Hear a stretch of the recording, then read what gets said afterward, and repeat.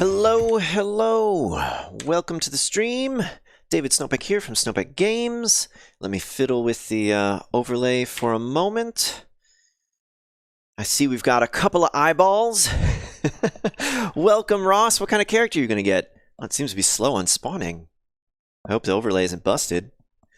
Good morning, sir. Let me try and get this thing actually being an overlay. As I always say at the beginning of the streams, this overlay is a Godot game that we built on stream some time ago. And one more button to press. All right, so we should be good, but Ross's character isn't appearing. I think I might close this and start it again, Ross. I don't want you to be characterless. Here, let me try. Let me try again. So this will spawn the thingamabobber. Oh, and I got a lamer character this time. I'm doing this for you, Ross. I have lamed my character. Alright, stream tools. Get it back as an overlay again, hopefully. Alright, Ross, say something again. Let's see if you get in there.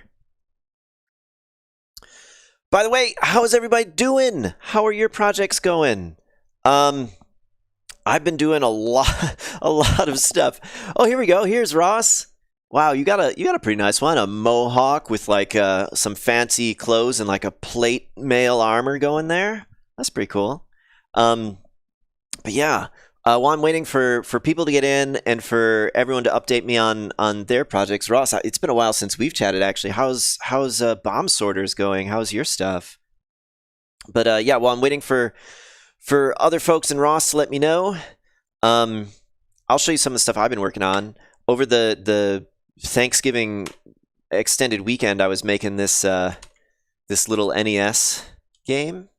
It's not very far. I just have a little princess character walking across the screen, and I've been agonizing over her animation. I actually like the sideways animation now. I spent just way too much time working on it, and I think she looks pretty good. But yeah, I was watching with my family 8-Bit Christmas, which I think is on Amazon Prime Video. I can't remember. But basically the story of a kid in the 80s who always wanted a Nintendo, and I'm like, I should go make a Nintendo game. So I started messing around with this, and of course, this is my first NES game that I've made, but I've made games for the Commander X16, which runs on a very similar processor, another processor in the same family as the NES. So I was able to achieve quite a bit, even though it was my first go at it. But yeah, so I did that, and last stream we were working on building a debugging tool for the clean for the rollback and prediction netcode asset that I've been creating for use with the Retro Tank Party game. And we didn't get very far on stream. It was not the greatest stream because I was hoping we'd get to some really cool like graphical visualization stuff, and we didn't. We were just making boilerplate. But I did eventually make some of those graphical visualizations, so I would like to show you guys what that's looking like. We're not actually going to work on this today, though. Pre-warning, we are not going to be working on rollback and prediction netcode in Retro Tank Party like we have been for the last bunch of weeks. We're going to be doing something totally different today. We're going to be working on... we're not really going to be working on anything, to be honest. We're going to be experimenting with networking in Godot 4, particularly the peer-to-peer ENet stuff that was just added. In Godot 3, there's also ENet, but you can only do it in like a hub-and-spoke model. You can't do peer-to-peer. So we're going to play around with that, see how that works. But yeah, so this is the current state of my Log Explorer tool with a fancy graph. Basically, what you're seeing is each of these green rectangles represents a normal game tick when the game is actually executing a tick, and it has a number saying which tick it was. So this is tick number 8 on the first peer. So this is the first peer, this is the second peer. And then the green rectangles are the interpolation frame. So basically, we have this doing 60 frames a second, but we're only running a game tick on every other tick. So the simulation is running at 30 frames per second, and in between we are interpolating the visual state. So we get the appearance of 60 frames a second while only simulating 30 frames a second and only having to transfer 30 frames a second over the network, which is a nice optimization. So anyway, we can go to each of these frames and we'll see down here information about them. This is what we built last stream, but not quite this nice. So we can see in Pier 1, we're on tick 9, and here's how long it lasted, and it'll roll back 1 tick, and here's some timings that it took for performance measuring. And we received, on Pier 2, we received the input for one of the ticks from Pier 1, the input for tick 9, which is also shown in these arrows. So, let me try and understand what the heck is going on here. Okay, so we have Pier 2 here on its interpolation frame. It is receiving the input from tick 9 on Pier 1, and it's basically coming straight over. Like, they are super synchronized at this moment, and we can scroll, further in this log and see, they're staying pretty synchronized. We'll get to a point where that kind of breaks down. Here we go. It gets real clumpy over here. So we can see, the data from the input data from tick 257 arrives over on Pier 1 like 1, 2, 3 frames later. And down here we can see like all 4 of the data from these frames arrived at Pier 2 at the same time. So we have 4 arrows coming at the same time. So you kind of see this like regular clumping going on here, which is just cool to see. And you can kind of see that it gets worse and worse as the delay gets bigger and bigger until ultimately we reach this point where we get these yellow blocks, which represent skipped ticks. So a tick would have been run, but it wasn't run for some reason. And if we go over to here, we can say, actually, I'm not quite on it. There we are. Now I'm on it. We can see this tick was skipped because there was an input buffer underrun, which means that it was going to retire some old input frames, because we keep 15 or 20, something like that, input and state frames, so that when we receive old input, we can roll the game back.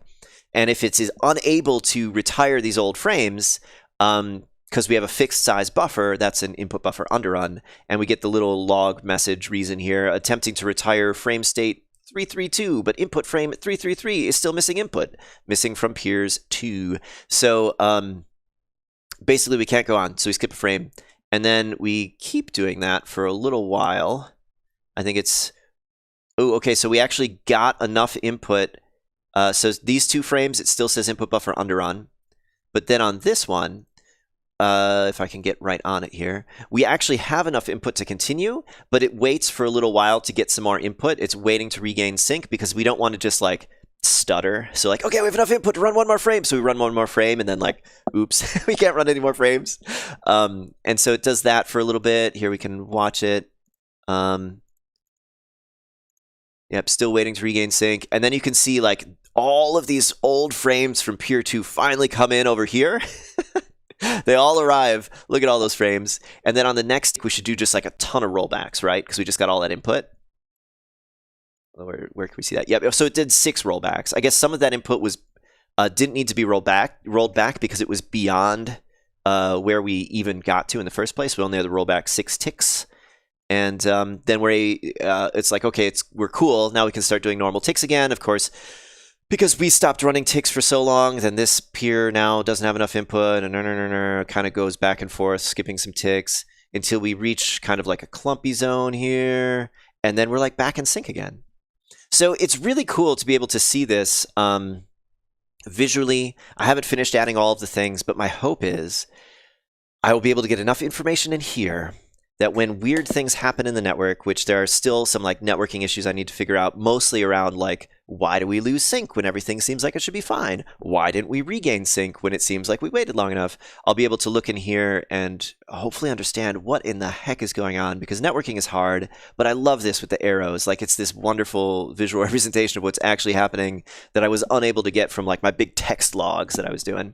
So anyway, that's what I've been working on. Let me see in chat what other folks are doing. Ross says he's doing not too shabby. His project's going pretty decent, hoping to get online playtesting up and running again within a month. Oh, awesome. I would love to help you playtest. Let me know when that's going down. And the Clean just says, hello, everyone. Cool. So yeah, I've also been working on this stun client in pure GDScript, which is for NAT hole punching, but I'm not going to get into that because I feel like I've been talking way too long at the beginning here. I want to get to actually doing some stuff. And if we do get to working on messing around with NAT hole punching in Godot 4, then I'll come back and I'll like re-explain what stun is and NAT hole punching and how all that stuff works, because it's pretty cool. I had not really known that much about how NAT hole punching with stun is even done, or the stun protocol, and I've learned a whole bunch of stuff about that, so it's exciting. But yeah, let's get to the main thing. The main thing we're going to be doing today is messing around with the latest pre-alpha. I think this is from 2 weeks ago, something like that. 2 or 3 weeks ago. Oh wait, here we go. The date's down there. It's from November 17th, because there hasn't been a proper alpha of Godot 4. And primarily what I want to mess with is this peer-to-peer ENet thing that was added. So here's the blog post from Fales about this. There's been a whole bunch of other cool networking stuff added to Godot 4. But what I'm really interested in, at least at the moment, is this ENet mesh networking. Because we are using in RetroTank Party WebRTC for mesh networking. And the more I work with WebRTC, like I love WebRTC. WebRTC is great, but I also kind of hate it. It's also kind of horrible. It's got like all of this complexity baked in, which we have to understand and we have to consider and we have to work around. Whereas with ENet mesh networking, that's like barely, just like a tiny layer above just sending UDP messages. And that sounds so attractive. Just like, let's get rid of WebRTC and let's just like send some UDP messages. And so I kind of want to see what that's like. I mean, I don't think I'm about to convert RetroTank Party to Godot 4 and actually use this, but I think probably for my next project, if I do peer-to-peer stuff, I would probably start there and try to see, you know, how that would go. So let's mess around with it. And I have to say in advance, I have done no pre-work on this. A professional streamer, a real streamer, would probably have like pre-done some of this and like see if it even works, but I haven't. All I did was bring up Godot 4 and make this little test scene to make sure that it didn't totally crash. So we will be learning all this together. I am just as fresh as anybody else coming to this for the first time. So let's check out the blog post here. It looks like we need to keep like an array of the different peers connecting to each host. I assume that's what that is. In ENet multiplayer peer, is that for us? I'm not sure. Or is that the high-level multiplayer? Okay, this might be the high-level multiplayer object. Let's get into the docs. We can look at the class hierarchy here. Godot 4 docs. And we'll see what this ENet multiplayer peer is. Yeah, if we get this working, like, for real, what we will do is we'll actually try to port my stun client to Godot 4 and then attempt to use it to establish some peer-to-peer connections, you know, with NAT hole punching. I could, you know, send you guys the client or whatever, and we could try doing it over the internet, which would be pretty cool. But for now, let's just get it working. Let's just have something that does something. So multiplayer peer, I think that's the high-level multiplayer thing. Manages the connection to multiplayer peers. Okay, yeah. So this is the high-level multiplayer API thing. Okay, so I think we're going to keep individual connection objects in this dictionary, and we're going to create this one to basically add them to, and then that will connect to the scene tree and allow us to do like our normal RPC stuff through the Godot high-level multiplayer API. So it looks like we start off by creating a mesh. I guess that probably distinguishes between creating a server and creating a mesh. Let's look in here. So the methods we have, yeah, okay, cool. So we have 3 ways of using ENet. We can create client, we can create mesh, or we can create server. So that works basically the way I was imagining it. And we, yeah, of course, we set that on the tree. This is new, this is different. So in Godot 3, you would call essentially this method, except it has a different name, right on the node itself. And now we have this multiplayer object in between. Let's take a peek at that. Have any of you guys done anything with Godot 4 yet? I have done very, very little. I have written code for Godot 4 as like a Godot contributor because the way that it works is that any patch to Godot, any PR, has to be applied to Godot 4 and then backported to Godot 3. So like all of the contributions that I've made to Godot 3, which is stuff I actually use, like I had to write the code for Godot 4 first, but I never actually used it. I just like wrote the code, did it compile? Okay, now let's port it to Godot 3. And that's, largely because I couldn't test a lot of this stuff at the time because Godot 4 was so unstable, like it just wasn't even worth trying. But now things are working quite well, so it's time to dig in. I think I need to look on the node object, actually. I was looking at node 2D. Custom multiplayer, that existed before. Where's just normal multiplayer? Okay, multiplayer. So what is this? Multiplayer API. This class implements the high-level multiplayer API. Okay, cool, cool. Okay, so it looks like we used to have some of this stuff like isServer and getUniqueID directly on Node, and it looks like it was moved to a new object, probably just to segregate the multiplayer stuff from the normal Node stuff. So that's cool. Hey, Aaron Winter, how's it going? So back to our little tutorial blog post thing here.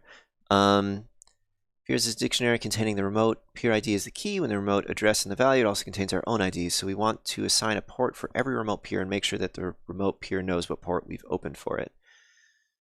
Yeah, so I don't have to think about this with WebRTC. It just picks ports for me. But we're going to have to pick a unique port for each peer. I guess we'll have to pick like a port range. Okay, cool. So that's what this constant is. So this is the base port, and then it's probably going to add the peer ID to that port number to get it, something like that. ID pose peer keys. So somehow we already know all the peers here. How do we know all the peers? Let's start at the top. Let's start at the ready method here. IDs, addresses, and ports are usually obtained through a signaling server. Yep. They are statically generated in this example. So normally I use Nakama to be the signaling server. Oh, I didn't even look at like everybody's characters. So Ross, we already talked about him. The Clean's got like an orc with a beard. He's looking pretty awesome. Aaron Winter, yeah, you got like a sick beard and a, what is that weapon called? Is that a halberd? I don't know. I'm not good at medieval weapons. If anyone knows, like those axes with the long stick on it. Yeah, thanks, Aaron. I am recovered. In retrospect, I probably shouldn't even have streamed last week. I was in denial that I had coronavirus. I was just so convinced that I didn't have it. And I'm like, I'm not really that sick. Like, it's fine. And I did, of course, after the stream, a couple hours, got my test results, and I did have coronavirus. And I was like, I actually do feel pretty terrible. I should rest. But yeah, I'm doing good now. I'm doing fine. Like I just have like a little bit of a scratchy voice and sniffles going at this point. Okay, so we aren't going to make a signaling server. We're going to have to cheat and not make a signaling server, or we could. What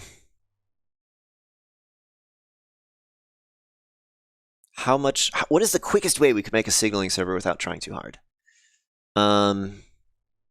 Could we just use the one that I use for WebRTC and it doesn't care what data is being passed? That's probably true. We probably could just use it. But let's try to do this without that first. Well, let's find a way to not use a signaling server. It looks like this example is it's basically running them all locally and picking their IDs. And then passing on the command line, I guess, which client you want this particular instance of Godot to be, I think. Yeah. Yeah. So then we do create mesh, which brings us up to where we were just looking before. Okay, so now we are looping through this list of peers, which we know because they're hard-coded, but in real life, you would get the list of peers from a signaling server. And it's looping over each peer. It's adding 1 to the port index so that we can figure out which port we're using for each client. If it's yourself, continue. Creates the new connection. So this, I guess, represents the peer-to-peer connection. Here's where it's actually getting the port. And then here, it's doing a thing that you always have to do with peer-to-peer networking, which is deciding which peer in each pair of peers, right, is going to listen for the connection and which one is going to make the connection. In Retro Tank Party and my like WebRTC Nakama asset, I think we do it by who has the higher alphabetically session ID from Nakama. And here it looks like Fales did his example using who has the lower ID numerically will listen, and who has the higher ID will connect. So then it does those connections, puts them all in a dictionary for us, and then every frame, because then we have our process function here, it's going through each of those hosts, grabbing it, getting a service object from it. That's interesting. Or no, it's calling service, which is returning some IDs. I think this might just be like a direct wrapper over ENet. I don't know ENet very well. By very well, I mean I've looked at its code for the first time yesterday. Not working on this, working on trying to figure out how I could get ENet to use turn, which I think I found a way, and I ran it by Fales, and he said that sounds sane. So I think I know how it will be done eventually when I get to implementing that. But I think this is just some wrapper over an ENet method, and then we're getting these IDs from ENet to do things. So we, I guess, are detecting that a host has connected, and once, okay, so basically it looks like we initiate the connection here. We eventually get this ID when the connection is made, and then we add that connection to the mesh on the ENet multiplayer peer, which again, like we talked about earlier, is the high-level multiplayer thing. So that's what will allow us to send RPCs. And then event none. That's an interesting name for an event, which apparently does something. So if we get event none, we say there's an error and we remove it. That's weird. Could we have an event error, ENet? Why is it event none? That's funny. And then it looks like we have to poll every frame in order to, check for new data, send all the signals firing. So cool. Oh, and what is this? Okay, so this is just sort of like a debug output thing. So every time a peer connects, we're doing that. Okay, so let's do this. Should we just copy the example, or should we rewrite it? Let's copy the example. We went through it all. We understand what it is. We'll copy it, and then we'll modify it.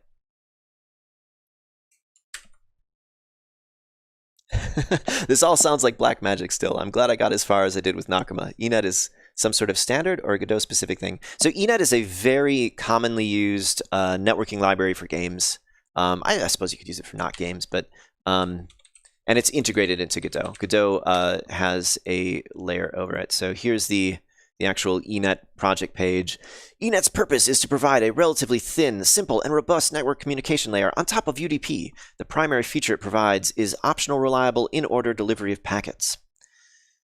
So yeah, basically the reason for its existence is that UDP gives you nothing. You just sort of like are firing packets into the void, and they may or may not be received. You don't even know if they're received. They just go out. There is no like acknowledgement. There's no actual idea of a UDP connection. You just throw packets that are addressed in some way. And ENet adds a layer on that which will potentially tell you, was it received? So you send the message. If it's received, it sends an acknowledgement back. If packets arrive out of order, which can totally happen in UDP, it will make sure to deliver them to your application in order. So UDP slightly improved, adds a little bit of overhead, not as much overhead as something like TCP. But yeah, in Godot, generally, if you're building a online multiplayer game, you'll be using ENet. I use WebRTC a lot. There's other options too. You can use WebSockets, but ENet is the most commonly used one, and it's a really good one. ENet is great. Using UDP for games is a good choice. Okay, let's copy and paste this. See how it works, and then we'll start playing around. Where did I leave? Oh, This was the drawing I made on the last stream, which actually, like, guys, look at this. This looks pretty much like the log inspector thing we were looking at before. I accomplished my dumb sketch. Okay, where's actual Godot 4? Here's Godot 4.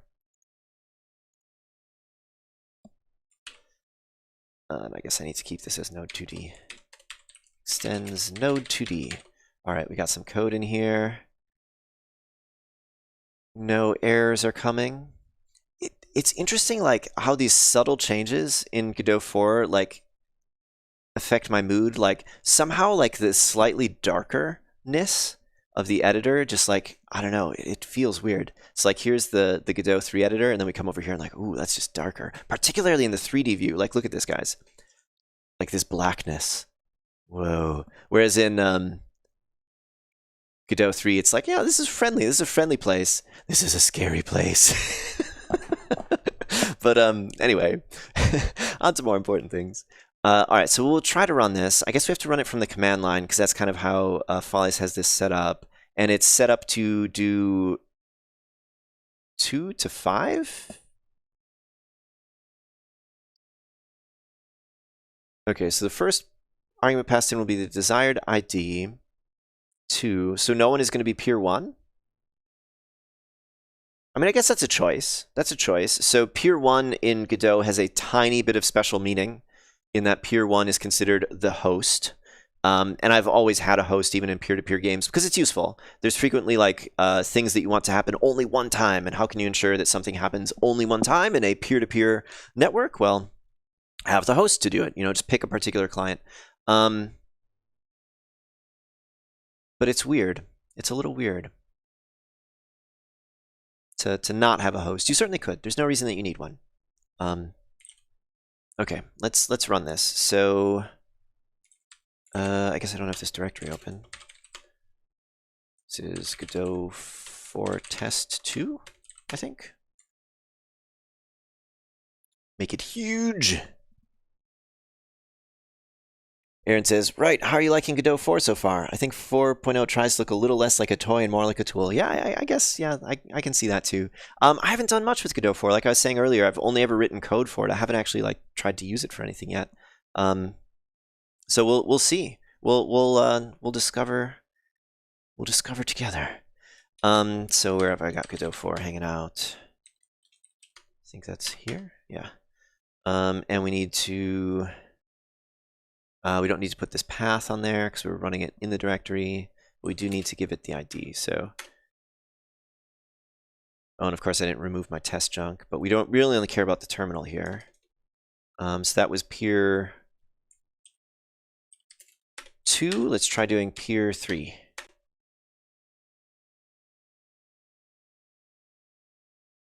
Okay, now let's go look in the terminal and see what we get. We get nothing. Should I be expecting something? So the first argument will be the desired ID.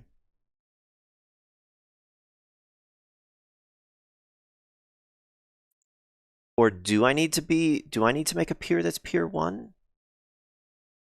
And I'm just not understanding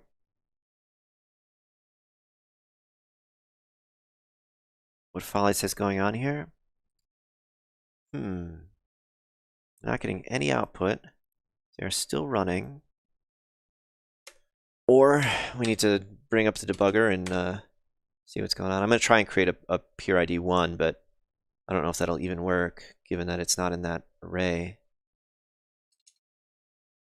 I keep forgetting to start these in the background. What do you think, guys?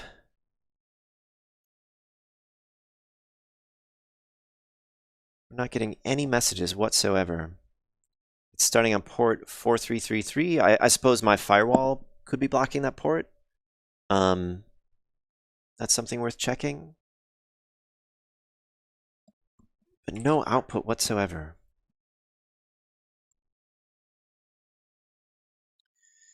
Aaron asks, in a peer-to-peer setup, you don't actually have a host, right? It's just another client that you choose to be special via how you treat it code-wise. Yes. Yes. So in Godot, like there is special stuff that happens for whichever peer is peer ID 1, but very little special stuff. It's like all clients can always send to peer ID 1. None of the normal like RPC permission stuff applies there.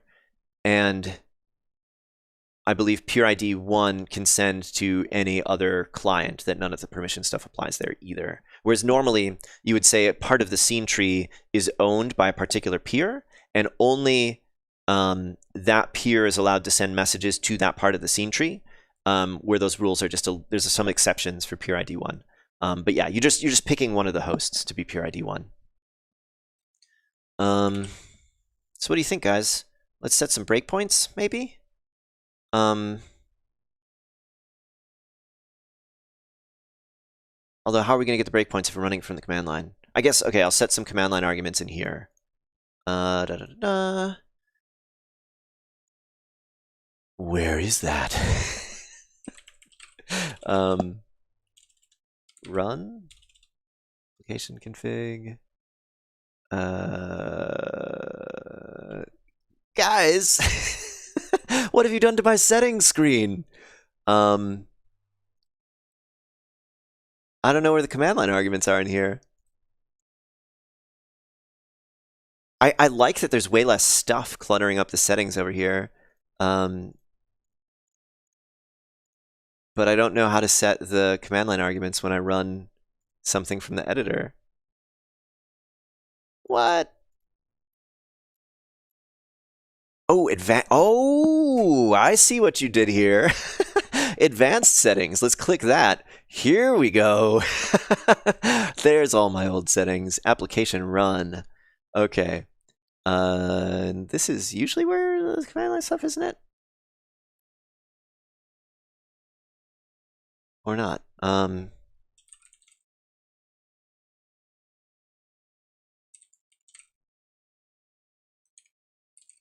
thought it was an application run.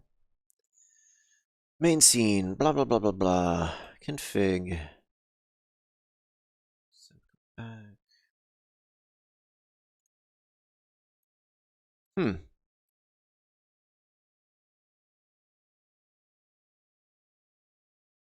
Debug settings, perhaps?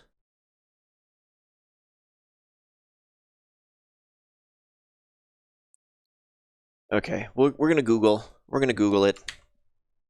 Godot, command line, arguments, project, settings.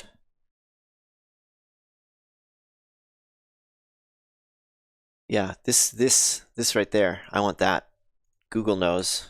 Google knows what I want. Editor, in the editor settings. That might even be where it is in Godot 3, and I'm just not remembering. Okay, so editor, run. Here we go. There we go. Okay, so we're gonna run as, let's say, peer ID 2, so we can get the debugger going. Let's set a breakpoint. Ooh, I like how big that breakpoint dot is. That just feels way more satisfying to set breakpoints when the dot's gonna be that big. All right, let's kick this off. We'll see what happens.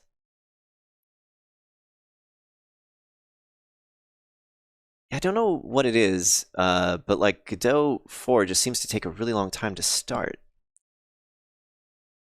Okay, so we broke here. We're on that breakpoint. Let's step through this a little bit. And we get the command line arguments. The first command line argument is dashes. Who cares? It's fine. Wait, what? Hang on. Sorry, I might have just hit next too quickly. I didn't see where we got to where it was the number. Okay. So A is dashes. A is 2. Okay. Is valid int. IDs has A to int. Okay, yep, so we can't put a 1 here. Create mesh. So let's step into. So now we ENet create mesh. We set the multiplayer peer. ID pose. That's just trying to find where in the list it is, which index it is, I guess. So we get ID pose 0 because it's the first one. Port index. We loop over all of the peers, which in this case, a lot of these peers won't, these peers won't exist yet. So that's interesting. Or we need to like start all of these at the same time? Because yeah, it's like trying to connect to this other peer, but obviously that peer isn't listening. I mean, not that UDP connections even mean anything, so that actually might be fine. Although maybe ENet does something like on its connection, like it sends out some message and expects a response to say like, okay, that was a good connection. All right, so things are happening. Let's set, no, I want to clear my original breakpoint. Let's set a breakpoint in here where we're getting this data back from ENet. So here we go. We got a value back from the ENet service, which is horrible. It's just an array with 4 integers. All right. Okay, so we jump down to host event none. How on earth can this work? So, okay, it's attempting to connect, and then it just bails right away. Or wait, no, what is host event none? Can you tell me what the integer value of this is? 0, which is what we're getting, right? So it's giving up on all of those. Let me go look at the blog post and see if, as you can see, setting up a mesh network is harder than setting up ENet server and client, but it's not possible. More examples will be added, including a signaling server. I have a feeling that this example from the blog post just isn't ready to work. We cannot just give up on it immediately.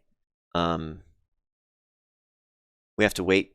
We have to wait for each of the connections to start. Maybe if we start them all quickly, or I'm just going to comment this piece of code out.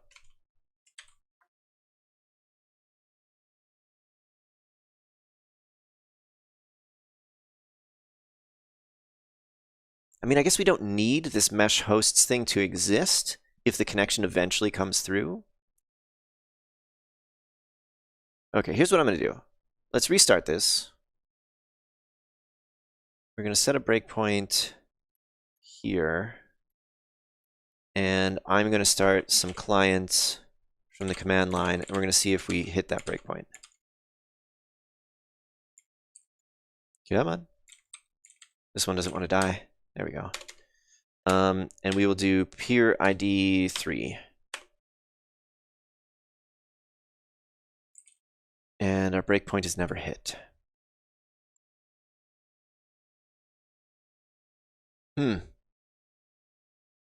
Okay, what if we just try to start them like really at the same time? So we'll kill this one. We'll launch 2 right away. So we'll do peer 2, and we'll copy and paste. Oh, you guys probably can't even see this because there's that bar at the bottom of the screen. You'll see it in a second. After I run it, I'll hit enter a bunch of times. So we're going to run peer ID 2 and peer ID 3 like at the exact same time. Oh, come on. What are you complaining about? Because of the continuation character?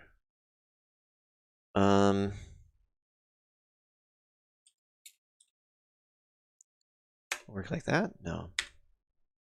Okay, I'm just gonna type it really fast. Peer 2, come on, let me type peer 3. Oh, I can't type fast enough for this to work, I don't think. Oh, hey, we got some messages here. Okay. So that actually seemed to work this time. This is a mess though. This is a mess. We need to do this better. We need a signaling server. Otherwise, this is just pure chaos. We cannot try to connect to peers before they're there, right? So maybe that's what we'll do on stream today. We'll make a little signaling server. Does that sound good to you guys? What does Aaron say? Firewall can block localhost? Yes, it can. There's advanced toggle. Oh, okay, I found it. Yep. Everyone on stream always notices things before I notice it. But yeah, let's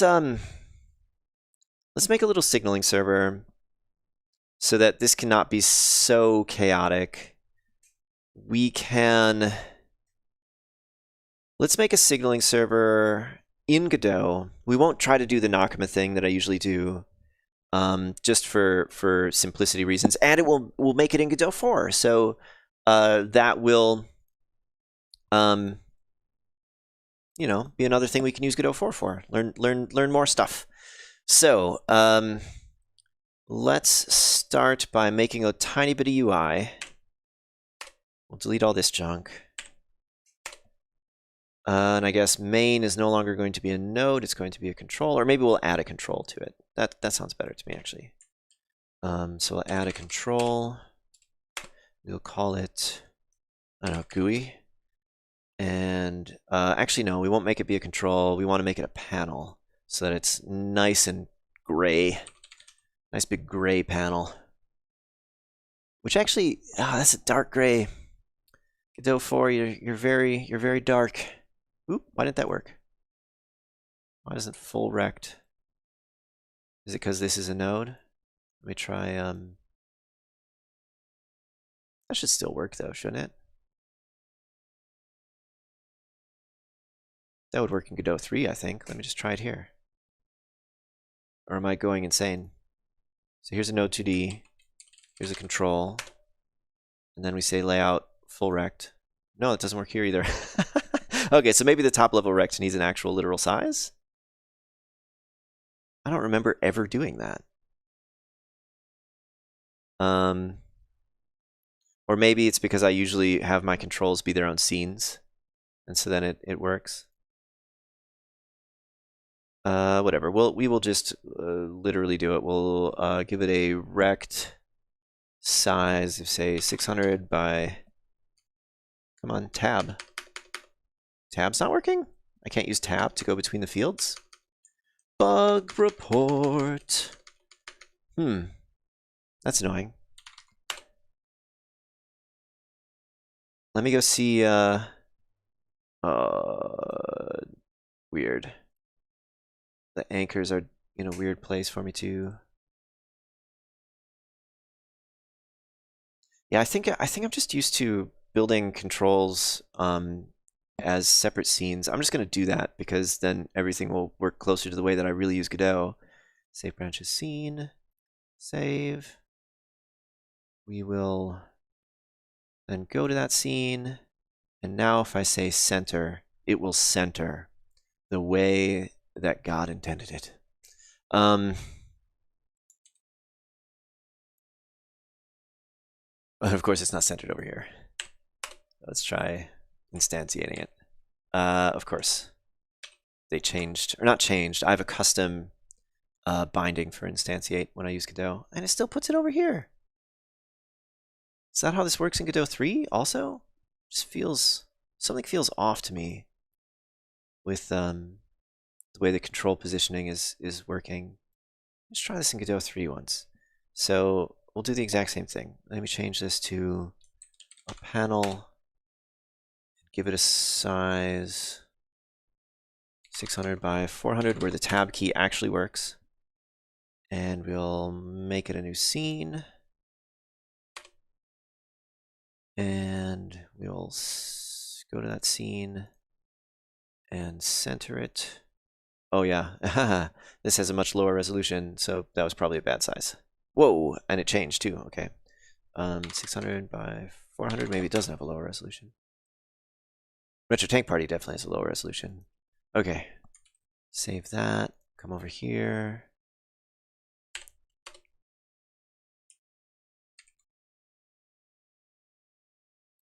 Okay, it works the same as Godot 3. I guess I just don't usually build UIs in this way. Whatever, I'm gonna scrap everything I just did.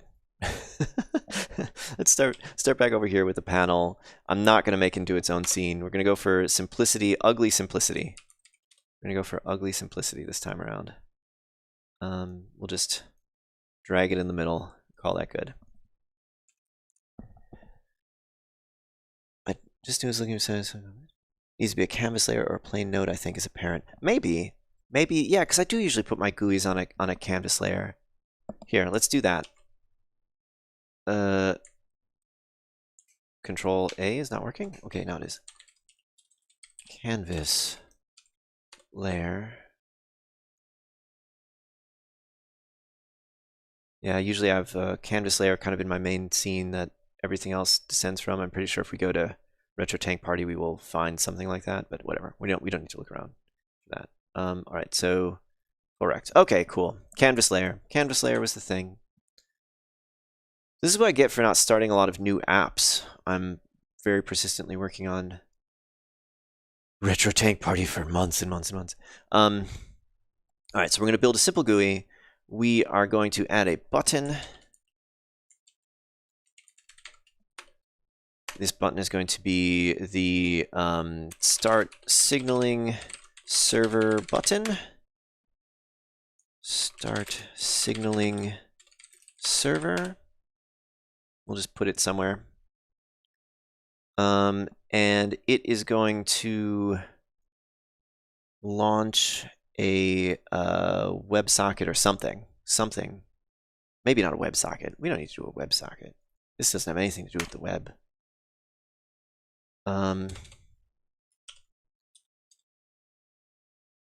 This would actually be nicer in its own script. But like I said a moment ago, we're going for ugly and fast here. Ugly and fast. So we need something to be the signaling server. Just like a normal, I've never done like a TCP, just a TCP connection in Godot. What is the stream peer TCP? This object can be used to connect to TCP servers. It is also returned by a TCP server. How do we do a TCP server? I've never done one in Godot. So it looks like this is the like individual connection, but how do we start it? TCP_server. All right, cool. We'll just do a TCP server. That should be fine, right? Is there a compelling reason to use a WebSocket? Maybe because a WebSocket breaks the breaks things up into individual messages. That might be a compelling enough reason. We don't have to invent a message format. Because TCP usually thinks in streams, right? I don't know. Let's look at TCP for a second. Oh, and I'm in the wrong docs too. I'm in the Godot 3 docs.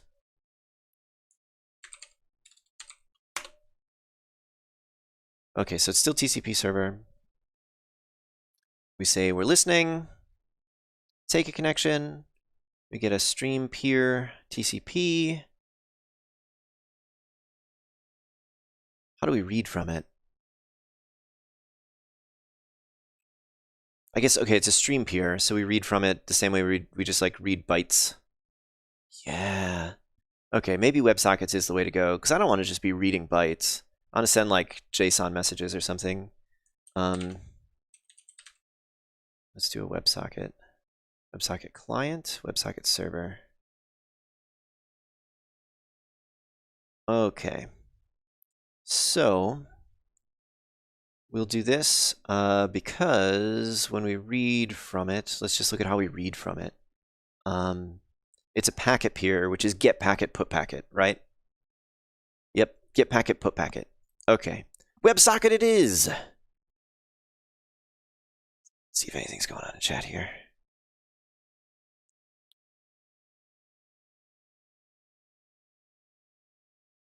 Kudos for keeping at it, though. Many projects do not because they are bad, but because someone lost interest in pushing it to the finish line. Yeah, yeah. I've given up on Retro Tank Party several times now. That project's like 2 years old at this point. With, of course, you know, big breaks of giving up on it. All right, so we need our WebSocket server. WebSocket server. And here we will do WebSocket server listen, because I think that's what we just learned it is called. Of course, it's not giving me autocomplete. Why aren't you? WebSocket server. Autocomplete me, Godot. You autocomplete me. I swear it was listen. Listen. Okay. What is this? What is this array of strings? Protocols. Okay. Yeah, we don't need to do subprotocol thing. That's just like a weird thing on the WebSocket protocol, you can say like, this is a WebSocket, but it has this arbitrary string named whatever. I've never used that. And MP API false, yep, because we're not using the multiplayer API here. So listen on what port? What's a nice sounding port? 6767 sounds good. Oh, and do I need to give it the host? No. It's a little odd. Usually you need to give it like some address so that it knows like which interface on your computer to listen on, whether that's localhost or one of the external ones.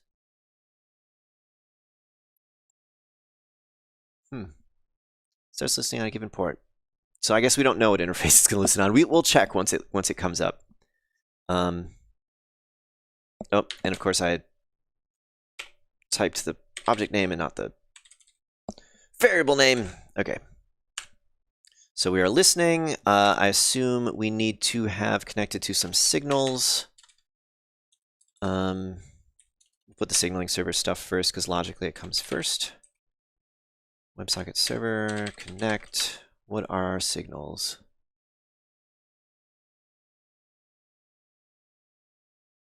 Or no, we're just going to be calling get packet every frame. Yeah. So we aren't connecting to signals. We're just calling get packet. So process, this is for the ENet stuff. We'll put a section above it for the WebSocket stuff. So we will do like var packet. Oh, we'll do while true. Oh my god. Typing on stream. While true var packet equals WebSocket server get packet. Oh, and I guess we need to also check that it is connected.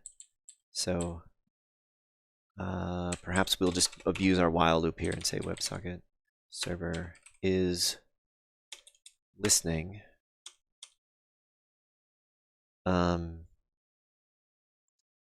Get packet. And then, like I said, I just want to pack some JSON info in there. So that's what we'll do. I don't really know what the messaging format is. Let's start with the other side of this. So that's the WebSocket server. Do WebSocket client. And we'll figure out what the message format is for the client connecting. So the first thing we need to do is we need to tell the signaling server our peer ID. Normally, the signaling server would assign the peer ID, but we're not doing that. We're going for simplicity here. We'll tell it our peer ID, and we'll tell it. Maybe we just tell it our peer ID. We can keep this logic that we have for the ports, but instead of doing this ID pose thing, we're going to literally add the peer ID to the base port, so that both sides know what the port should be. So what we do when we connect, which we're going to connect to the signaling server. We need a little bit of UI for that. We will add. That's interesting. Like a couple of times now, I've pressed Control A and had it not bring the window up. I wonder if that's, I don't know, some kind of bug that I keep having to press it twice. No, text line. Edit. So what we're going to do is we're going to have a control that is our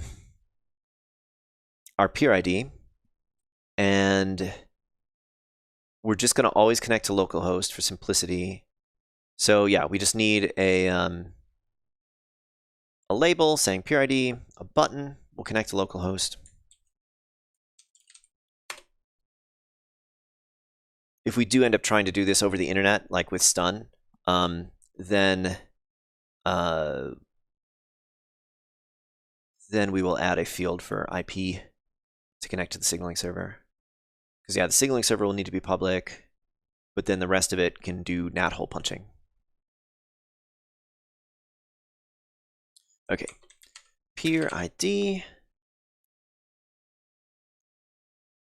And a button.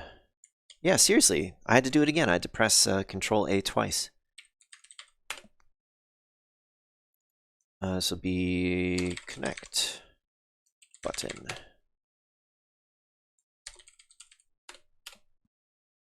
And let's drag that guy over here. All right.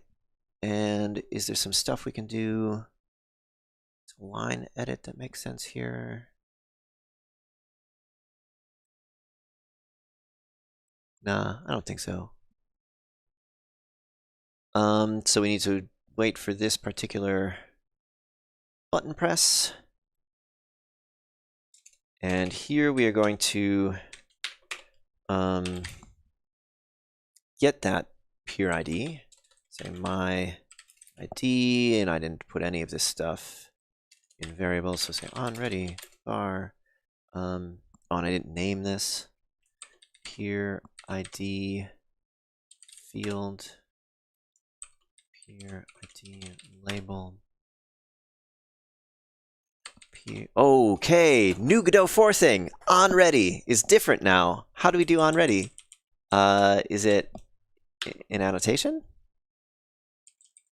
On ready. Okay, cool.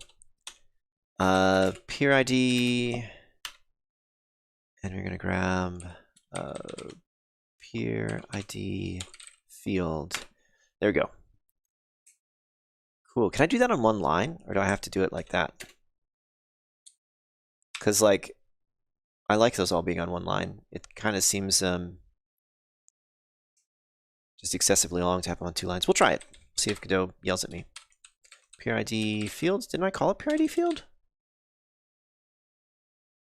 Or no, I did not. Peer ID field. Peer ID field. And the autocomplete worked this time. Okay. And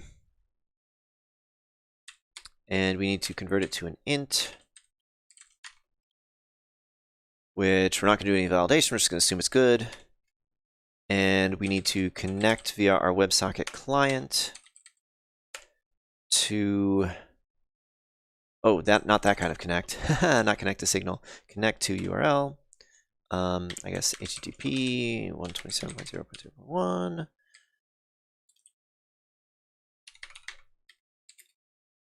And the rest of this is good. So we're going to connect, and let's look at the docs really quick just to see if there's anything special we need to do for connecting. So this descends from WebSocket multiplayer peer, but eventually back up to packet peer, so it's the same thing.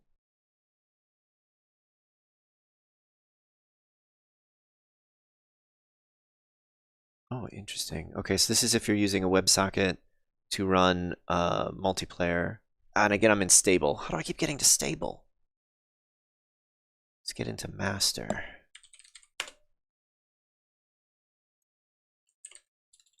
WebSocket client. Okay, same deal. No, why are we in stable again? Okay. Master. All right. It still says stable.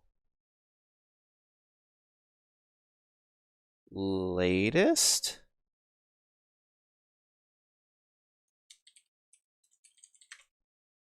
WebSocket client. I might have been in the wrong docs the whole time because I just don't know how to search the docs in Godot 4. Okay, so WebSocket multiplayer peer multiplayer still packet peer. This looks like stuff for working with the high-level multiplayer API because we have peer IDs and stuff. We just care about packet peer. Oh, there are some signals here though. So connection closed, connection error, connection established. Then when a connection is established. Okay, so we do want this signal because we don't want to try to send stuff before the connection is established. Did we miss some signals when we were looking at WebSocket server?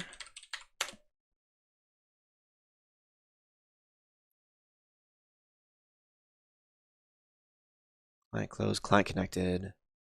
Yeah, so there are some signals we do need. And this This signal is not emitted when used as. So what is the ID here, though?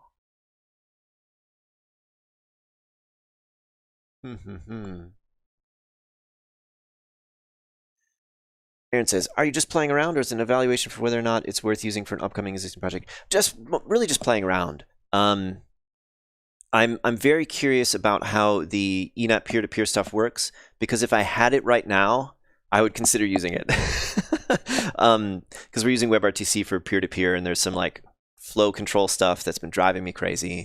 But yeah, I mean, eventually, in 6 months or something, I might be using Godot 4 for everything. So trying to get my my bearings. Oh yeah, Aaron, you're seeing the Control A twice thing too. In-engine docs, yeah.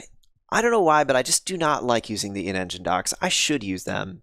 Like it's amazing that they're there. Like everything that's over here, all of this class documentation exists in the engine too. I just don't like it. I just don't like using it. I don't know why. Okay, let's advance here. So we need to find out when we are connected. So let's connect to some signals. WebSocket client connect. What was the signal? It was like connected. Oh, come on. Autocomplete seems super sketchy right now in Godot 4. So this is the server. I don't want the server right now. I'm thinking about the client. Give me the client.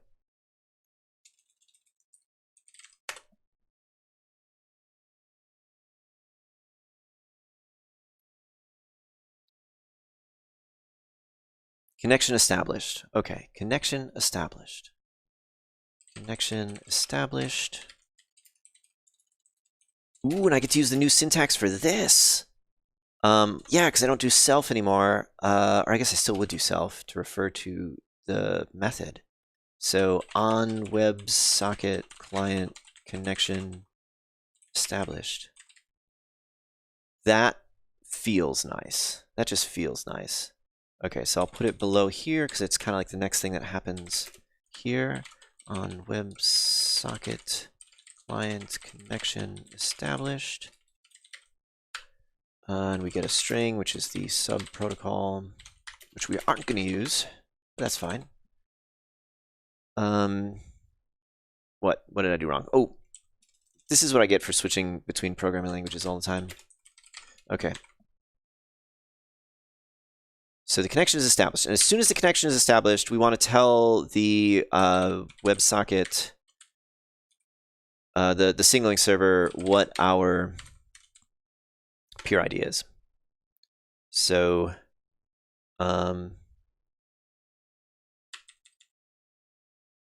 yeah, let's actually like make this be a member variable where we store our my peer ID.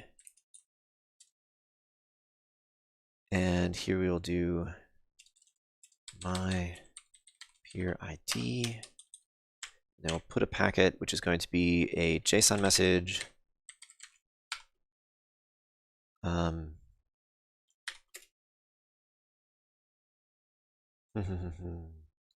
need to do some kind of like ID thing here. We'll say like type equals I don't know, enum signal message type connect or join, something like that.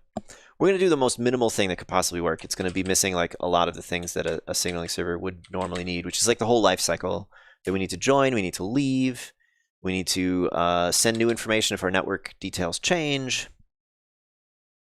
We're not doing any of that. Okay, so join, and then peer ID equals my peer ID. You know what?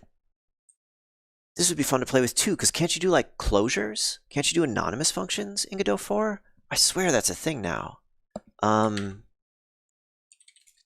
4 anonymous functions. I mean, it doesn't make sense in this case. It doesn't make sense. But like, I want some lambdas. Give me some lambdas. Reddit knows what's going on.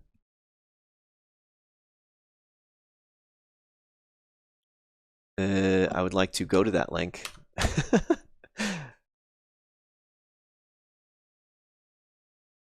Cool. So I could have done this connection like this as connect. Oh, and I think I'm doing the signal wrong too, because you can actually give the signal name, or not wrong, but I'm doing it the old way. So this should be WebSocket connection established. Something connect. What do we do there? Is that what we do? Yeah, I think so. We'll have to see if it works. Okay, yeah, that feels super nice. That's way better than using all those strings. Oh yeah, we're doing it right here. I didn't even notice. Like it's the next line. Okay, cool. So as soon as we connect, we send this message. The server will get that message. We will decode it. So did I just get pinged on Discord? Oh, hey, Aaron, autocomplete is actually should be better in 4.0. It might be a bug then. Yeah, I think there are some bugs going. Oh, see, Aaron figured out the new syntax way before I even did it. Yeah. Yeah, cool. I got there eventually, Aaron. Yeah, thanks for coming on the stream. Hope you can come back. All right, so we need to parse our message. And does this work the way it used to? Is there like still a result? Here, I'll use the engine. Oh no, we get an error.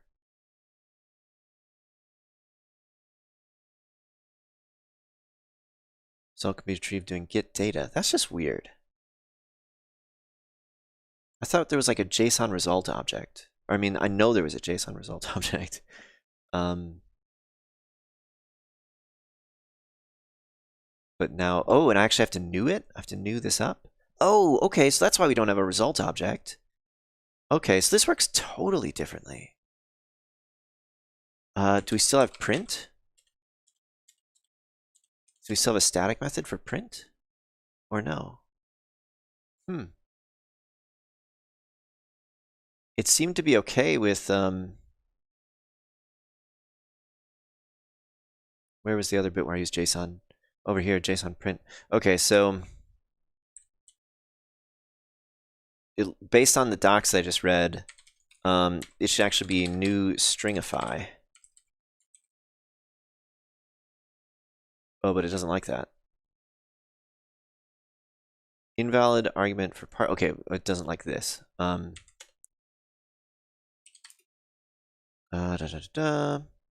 Okay, so we need our JSON object, and we need to do JSON parse, and then we need to convert our packet from an array of bytes to some UTF-8. Get string from UTF-8. And then we'll say like message is JSON get data. I think I did that right. I just read the docs. This is a lot of code to write without testing it. Oh yeah, okay, so it's a string, but we want to convert it to bytes. How do we convert a string to bytes again? To UTF-8 buffer. There we go. Okay, so this message is sent. We receive it up here. Once a peer connects, we want to we'll need a new method here that does some of the stuff that this create mesh does, but it will be like add or connect to peer or something like that.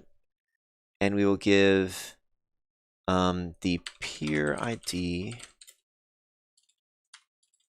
and I think that should be enough. And we'll copy some junk out of there, but let's first do we'll imagine we're going to get lots of types of messages. Of course we aren't, because we're just sort of playing around here. Connect to peer. message. Oh no, not dot type. System message peer ID, and this should be indexing type. Okay, so now when the signal server receives this, it will attempt to connect to the peer that just joined, which will be this code more or less. Let's modify this. So we need to create the new peer-to-peer connection. We're going to do the base port differently. We're basically going to do base port plus peer ID so that it's really easy on both sides to know which port we're using. So peer, yes, we're always listening on.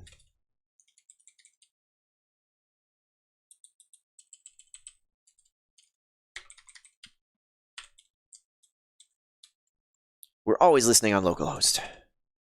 There's no ID. We're calling this peer ID. Getting a port. Peer ID. And port. Okay.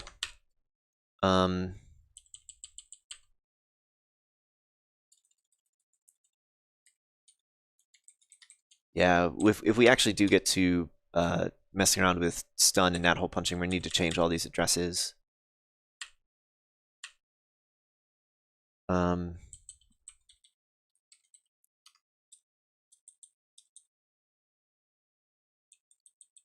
Peer ID, okay. Just converting this to use our stuff, our names. Okay, so this will be connect to peer. We need to also do it on the other side. So once the connection is established and we send this message, we need to also attempt to connect to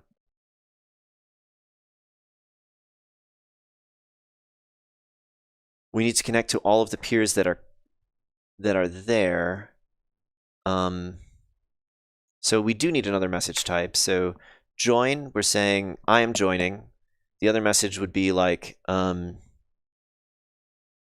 peers. So it's the signaling server is gonna tell us the list of all the peers that exist already. And we need to listen for that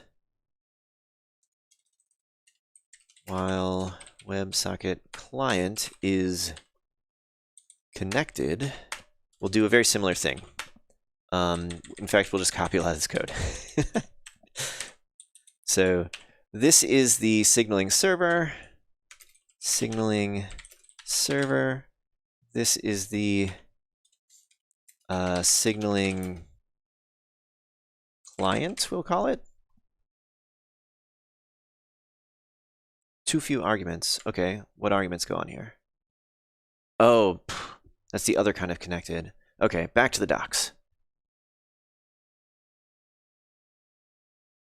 How do we know that a WebSocket client is connected or not?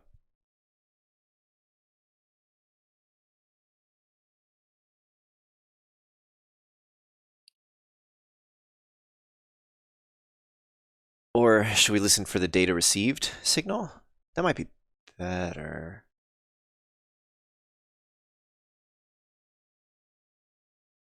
I don't know, we've kind of already done this approach, so I don't really want to change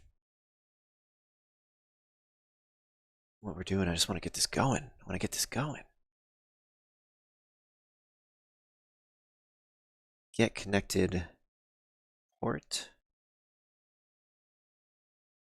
Returns the IP port of the currently connected host. Will it return like 0 if we're not connected or something like that? Because that'd be kind of nice.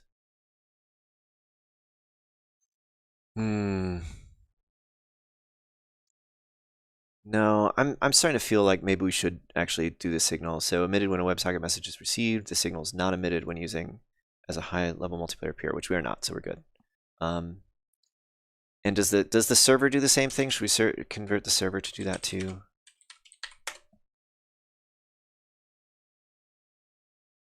WebSocket server.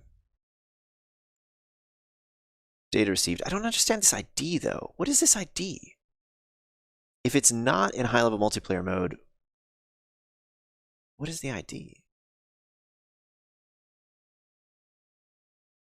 Client connected. Emitted when a new client connects. Protocol will be the sub-protocol agreed to, blah, blah, blah.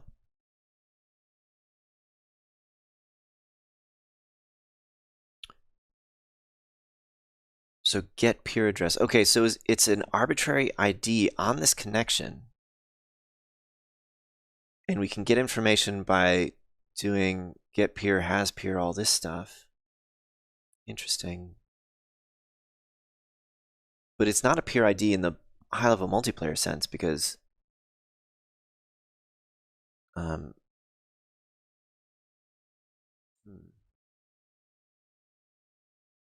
it doesn't really matter. The signaling protocol that we have is so simple. Okay, so let's change this. We'll have assuming this will work, the on WebSocket server data received ID, which we will not use, I don't think, and on WebSocket server or WebSocket client data received, and I don't think that got any arguments. And then we'll just move this code just straight as it is into these signal handlers, signal callbacks, whatever we want to call them.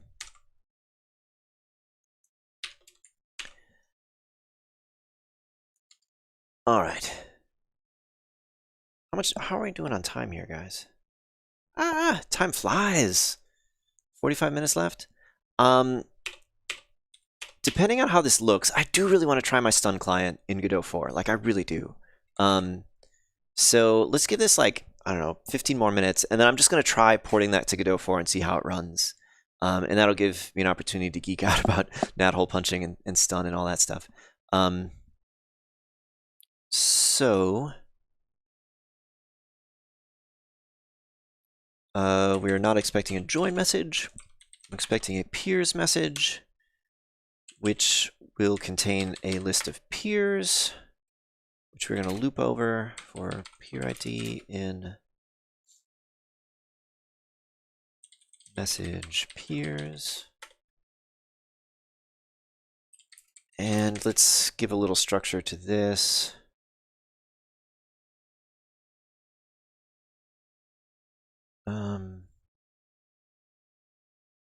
I mean, we could just use the ID. We could just use the ID for now. That's all we need at the moment. When we switch, if we switch to connecting over the real internet, we'll need the host also.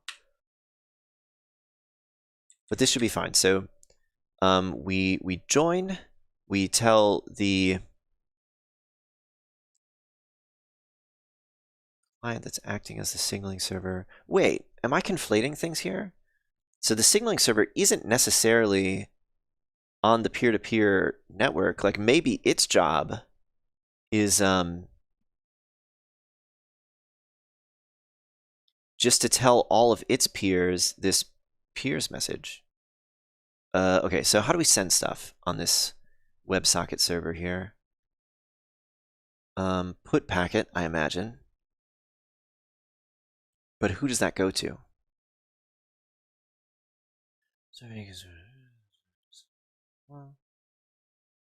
Let's connect, disconnect, send data.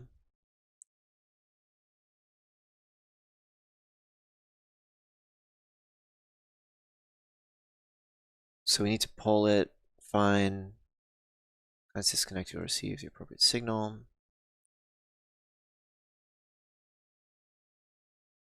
So we get data received. How do we actually get the data, though? Are we doing this right with put packet and whatnot? Or should this be done differently? Get peer. WebSocket peer. Okay, I think I'm using this just completely wrong. I have taken us down a rabbit hole that I did not intend to take us down. I did not start this stream thinking we were going to write a signaling server. Okay, so I think I'm conceptualizing the way that the WebSocket server works completely wrong.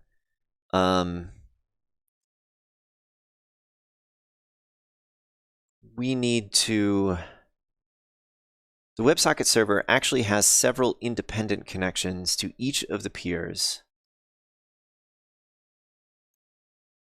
Can we get a list of peers from the WebSocket?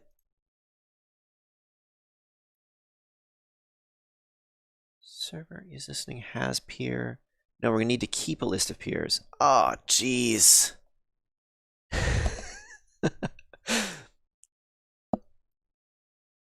Okay, folks. Is anyone still really interested in this signaling server path? Because I gotta tell you, I have lost interest in it. Like, I do want to do ENet peer-to-peer, and that is going to necessitate a signaling server. But I'm more interested in the mesh and not the signaling, and I just don't think we'll be able to get it done within the stream. And I'm thinking I want to change gears here. Let me see how many eyeballs we have. See if anyone's even watching me while I'm doing this. Restream is saying 0 eyeballs. Is that true? Is nobody out there? Am I all alone? Restream sometimes gets out of sync. I'm gonna refresh my page here. No, 4 eyeballs. Okay, you 4 unlucky or lucky, depending on how you feel about how this stream is going, folks. You guys, is anyone attached to going down the signaling server route, or would you like to change gears and try to port some code that would actually be useful in the future? Ross is still watching. Woohoo! Ross is with me. All right. So, what I think. Hey, TBC1, how's it going? Let me tell you about nat hole punching. Let me tell you, my friends, the good news about nat hole punching. So, let's kill this scene that we don't really want. Don't save. Don't save anything. I created a whole bunch of junk here, didn't I? Let me clean up this project a little bit, and then I'm going to draw you a picture. This is an ice. I'm going to remove some stuff that I created when we were messing around earlier. Otherwise, this all looks good. Okay, so when you are doing peer-to-peer, there's a very serious problem, and that is that this canvas is not white. There we go. Okay, so you have peer number 1 over here, and you have peer number 2 over here. And to do peer-to-peer, you basically need to have this peer know the IP address of this peer and a port that will reach it so that it can connect. One side needs to know the IP and port of the other side so that a connection can be formed. The problem is, odds are, you do not have an IP directly connected to the internet. You are behind a router, so your internet traffic goes to your router, which actually has a internet exposed IP and port. I should have drawn this on the other side because we're trying to connect peer 2 to peer 1. So let's do that.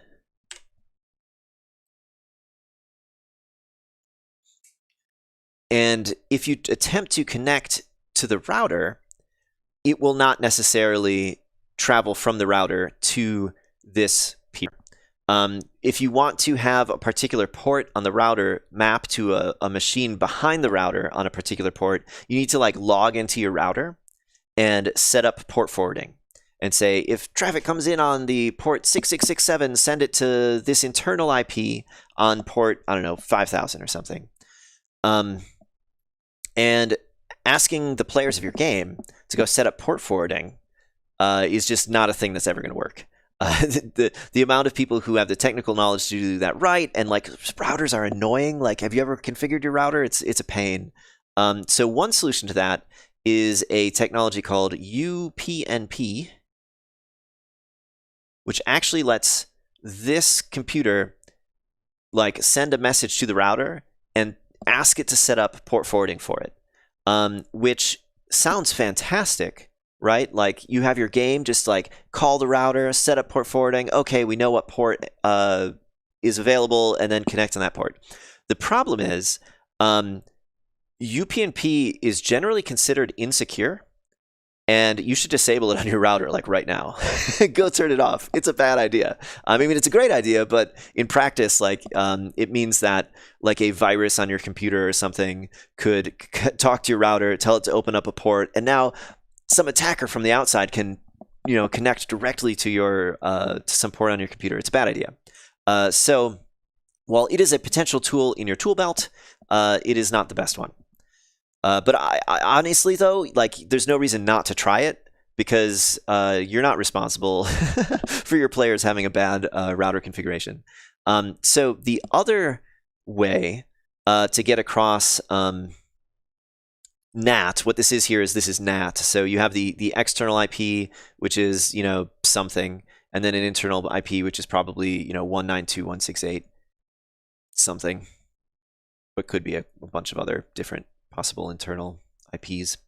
NAT is the process of translating the external ports to the internal ports. Is using stun, and the way that stun works is you have a stun server over here in the middle, which is a normal kind of server, not a peer, not someone's desktop, that both of the peers are able to connect to. And what they do is they send one message, so through the router, over to the stun server, and the stun server looks at what IP and port the message is coming from, and it sends that information straight back to this server. So now two things have happened here. One, this peer now knows its external IP and the port that it came through. And the port is important because the other thing that this does is it tells NAT to do a mapping between this machine and port to the external port. I said that so confusingly, but it's basically like a temporary port forwarding. So you make this connection out here, and then for some period of time, let's say 5 minutes, I don't know how long, there is now this port forwarding set up between this IP and whatever port you sent the data on to an external IP and port over here. So in that 5-minute window, if peer 1 would send a message to the IP and port that this machine just got back from the stun server, it would actually travel through the router to that machine. Does that make sense? Was that complete gibberish?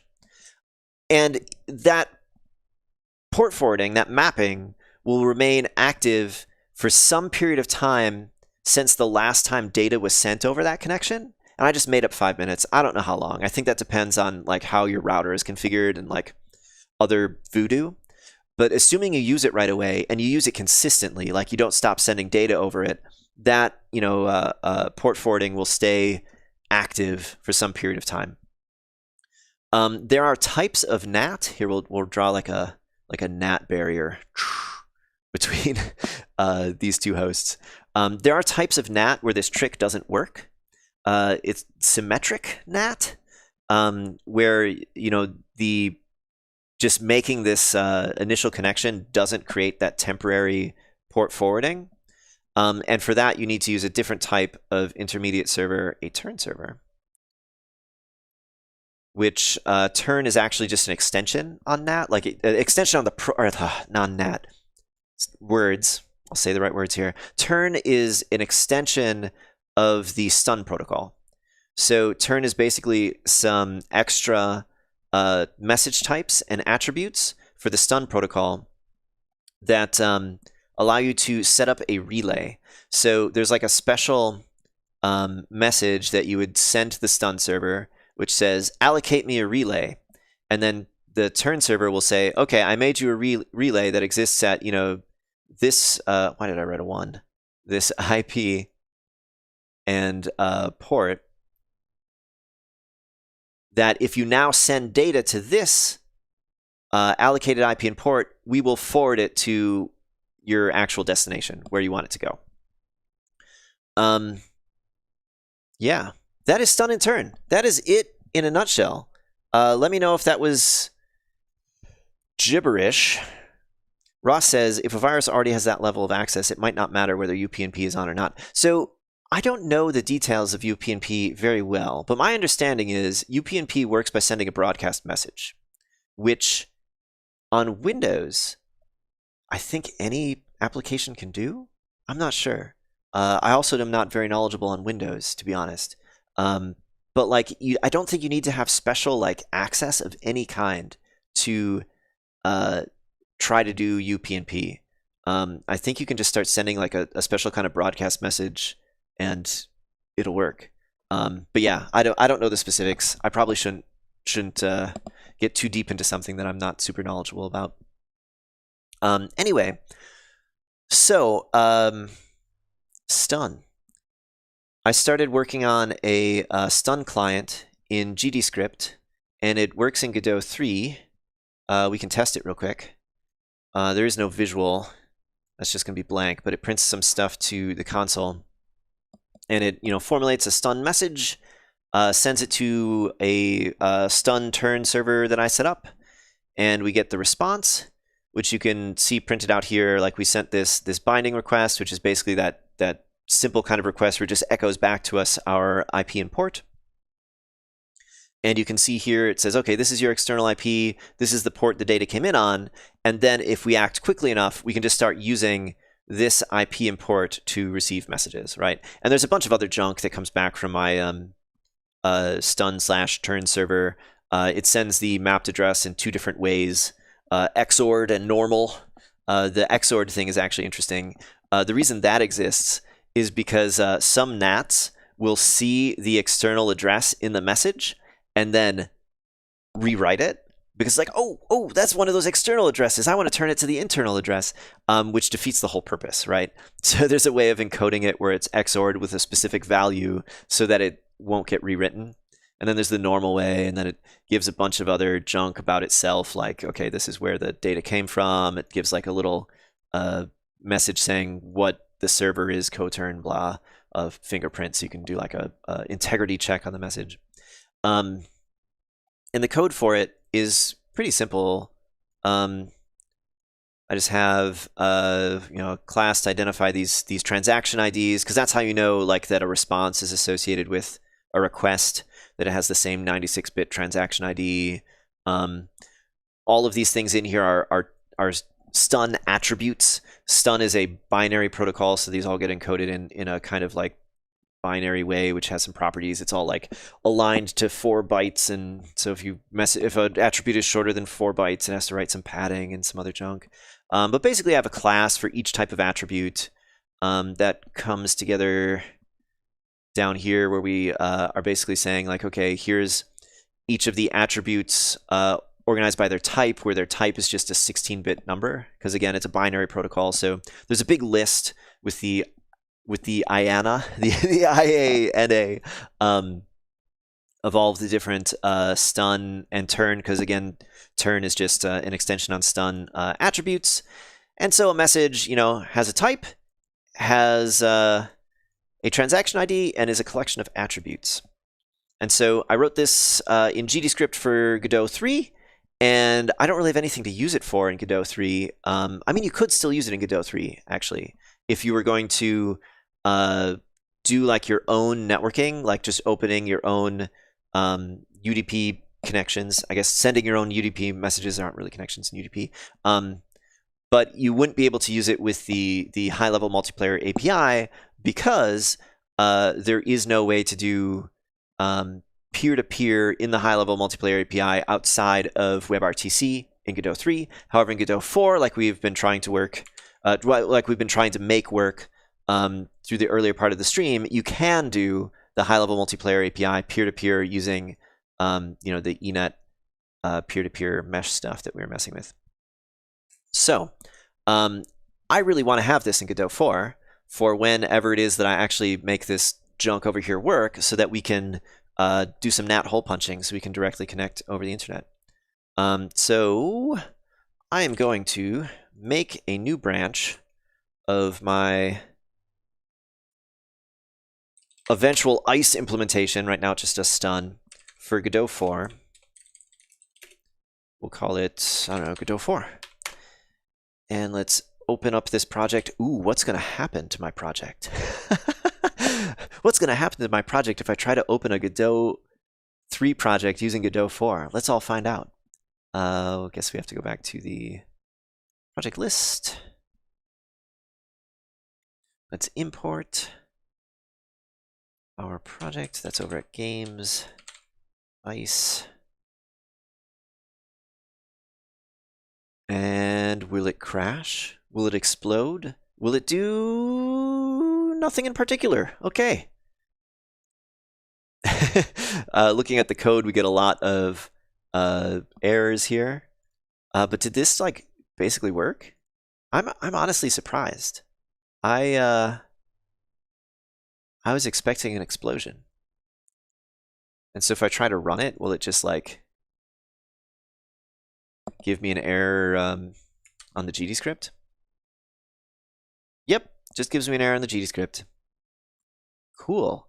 All right, so let's take some fancy object-oriented GD script code from Godot 3, and let's turn it into fancy object-oriented GD script code for Godot 4.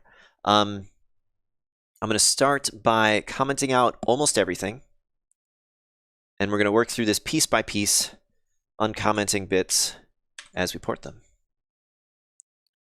So let's go over here. This doesn't work. Const value uses script, which is loaded but not compiled. Okay, so it's probably not compiled because it has errors. Okay, could not find base class reference. All right, so this I know from C++ has changed from ref to ref counted. And what else? Is that good? Did this become good code here? So this line should go there. Okay.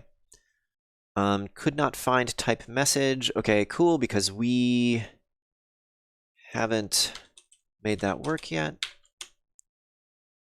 Let's comment all this stuff out. We're just going to try to create one of these objects. Too many arguments for new call. Expected at most 0, but received 2.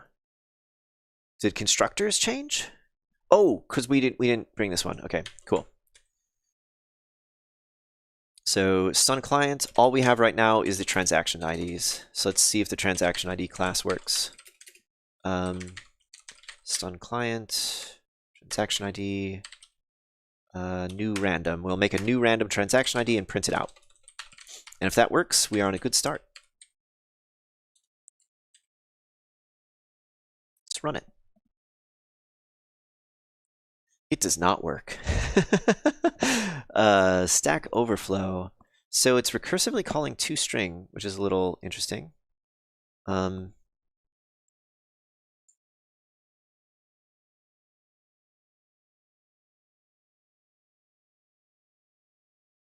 Did the method for toString change in Godot 4? That could be. What's the top of this stack?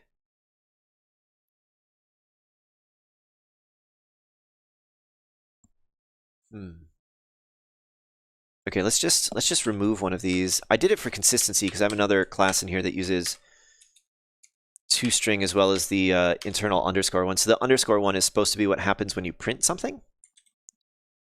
So let's just remove one of those and see what happens here. Okay, so that actually printed it out. Bitron, how long is the stream gonna run? Till noon my time, which is about 22 minutes.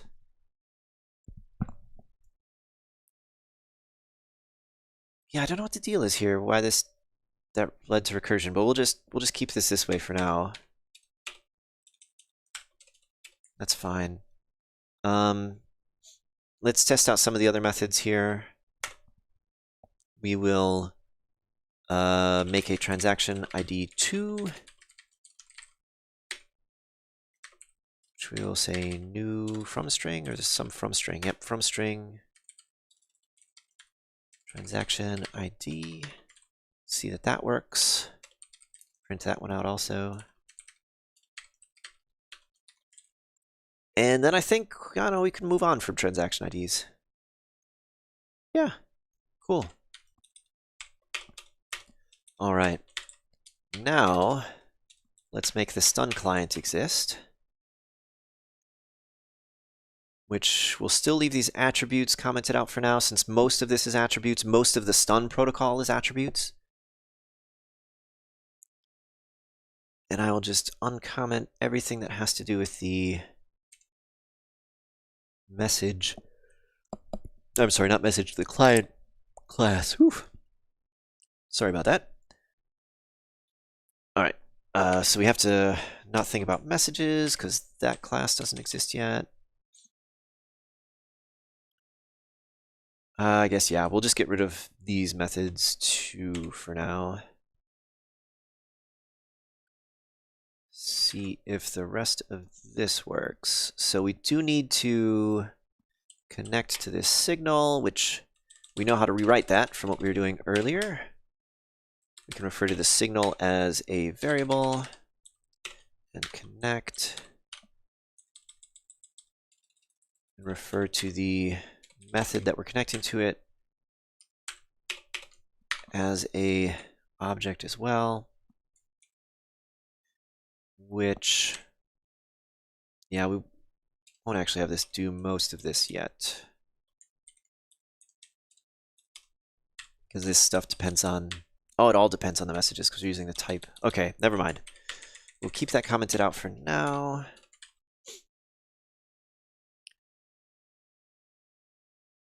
So all we are doing is creating a, that should just work, right? Just creating an object. Yeah, nothing happened and nothing is good. Okay, so I guess we need to start making the message class and commenting that, which I think should let us do most of this. Why is it? Ugh. Okay, I guess I have to do these in parts now because there's a break in there, so my Control K is not doing its usual magic.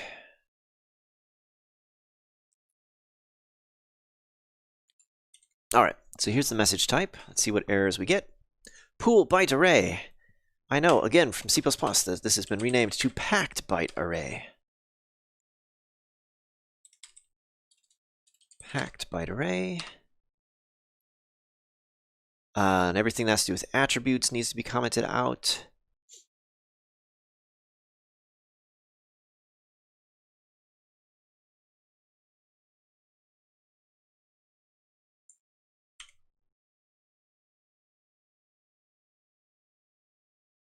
Why are you complaining to me? Oh, because we're not returning a message. Okay, yep, we'll just temporarily return a otherwise empty message. Invalid operand of type packed byte array for unary operator not. So what is get packet return if it has nothing? Or do we need to call like some has packet or something? Or maybe it returns a byte array of nothing?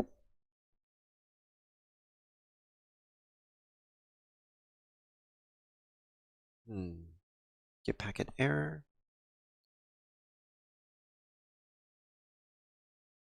Interesting. So we're gonna have to do this a little bit differently. In Godot 3, we could grab the packet, and if it was null, we knew there was no packet. But perhaps with this stricter type stuff that goes on in Godot 4, we now have to do something like if data size equals 0 or something like that. Return. We'll see how that works.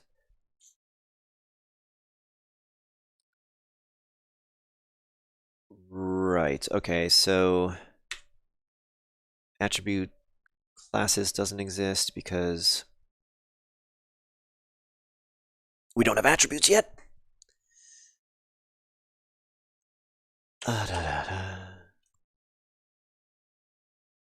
Hey, Unfa, how's it going? Yeah, I've been seeing you doing Godot 4 networking stuff in the Rocket chat for a while, and you don't have a character on the overlay. What is going on with our overlay today? Our overlay is busted. Chat connection closed. Wow, I don't know what's going on. We've never had this problem with the overlay before. It literally has always chugged on after starting it, but today this is the second time it stopped working. So you don't get a character info. I'm sorry. Okay, so I think I might just bring the attribute classes array in here, but just have it be empty before we actually make some of these attribute classes work.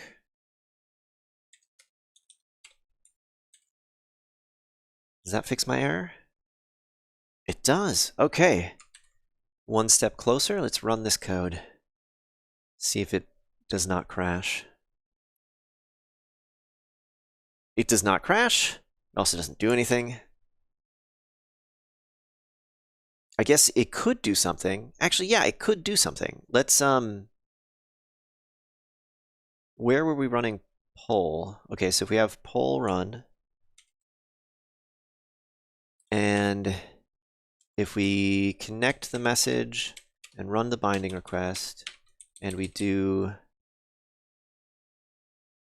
through here, I think this should actually get a message and read the message type. And that will tell us something. Ooh, debugger. Debugger, what do we got?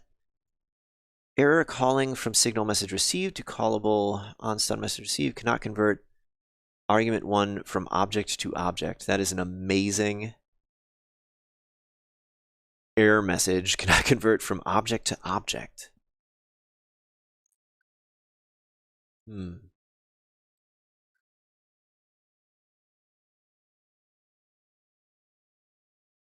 Let's set a breakpoint here where we are emitting the signal, and then we will see if we can figure out what the heck is going wrong here. So, at this method, we've got a response and a request, or we should. Why isn't it appearing here?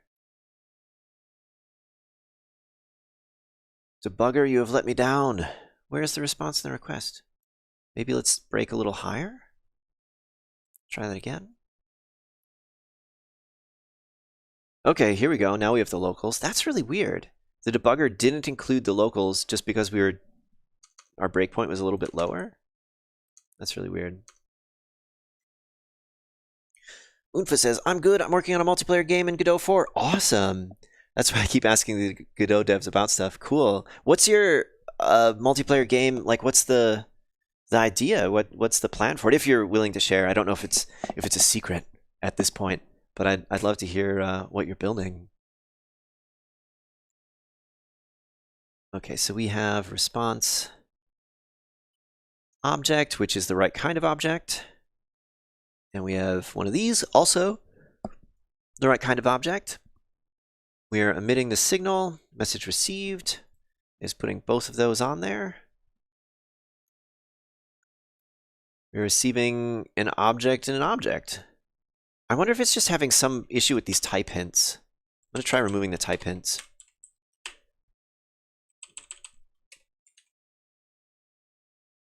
Let's try this again. I'll remove my breakpoint.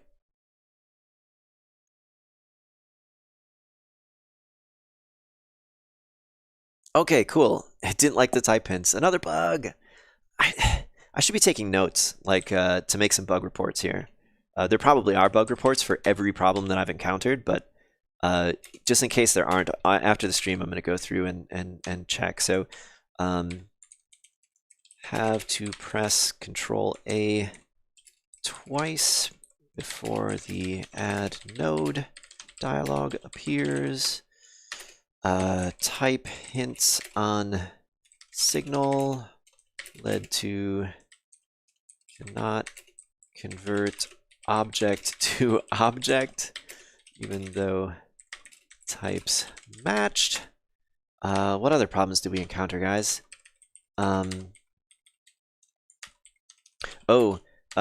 Cannot tab to next field in node property inspector.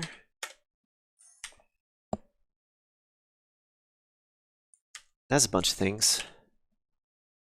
Okay, cool. So this is working insofar as it is getting the messages, parsing the type and the transaction ID. Now let's make some attributes here. First attribute we're going to need to make is the unknown attribute. And if we can get that working, then all the rest should be easy, actually. The unknown attribute basically just like reads whatever's in the buffer and like writes it back out. But it does all of the same things that all the rest of them are doing. Unfa's game is called liblast or liblast. I'm unsure where to break the break the word up there. Liblast. It's going to be a class-based team FPS game. Cool. Fully open source also. That is awesome. Recent multiplayer improvements in Godot are very exciting. Yeah, I am quite excited for a number of the multiplayer improvements. Are you going to be using the scene replication thing that Follies and the rest of the team are working hard on? I honestly, like, I have mixed feelings about it. I think it's a great idea as far as allowing people who are not like networking or multiplayer experts to like get in and make something quickly. But I don't know if I would ever use it personally. Like I feel like I would keep doing things exactly the same way that I'm doing them by, you know, sending my own messages and being really in control of all of that. But I'm curious if that's something that you're looking at. Because I might be wrong, I guess is the is the thing. Ooh, okay, so the syntax for calling constructors has changed. That was something I was not ready for. Let's Google Godot for GDScript parent constructor.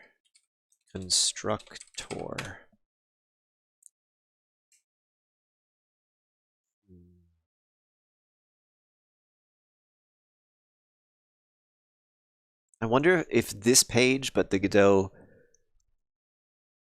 4 version of this page might help me answer this question.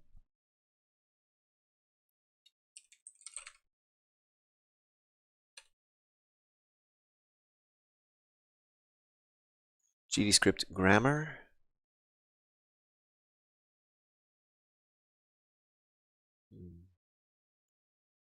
See what we get here. Inheritance extends. Yeah. I mean, I'm sure the answer is in this grammar. But will I be able to find it is the question. Unfa hasn't been able to look into the scene replication, but his friend will probably evaluate it. Right now we're just using RPC for everything. Yeah, cool.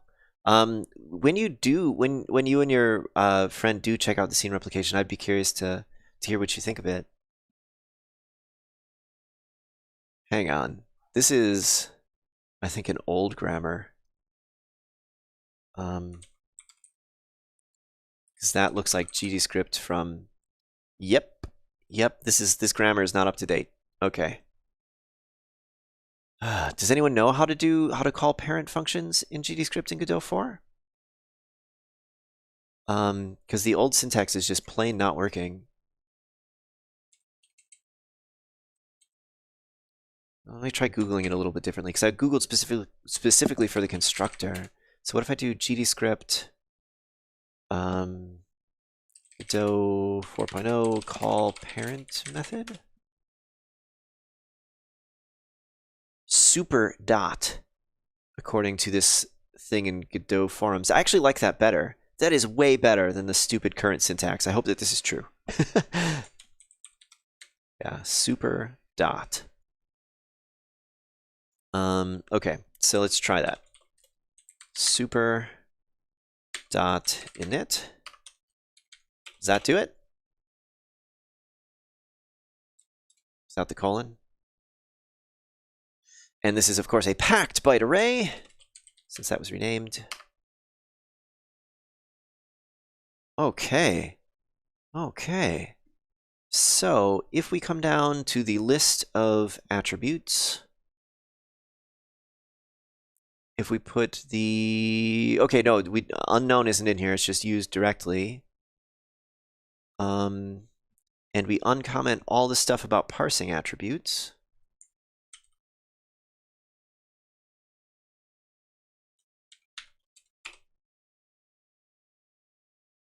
Should be a dictionary, but is null. Interesting. Attribute classes is not null. Attribute classes exists. Attribute classes. Oh, interesting. It's null here because we didn't pass it in? Why didn't we pass it in?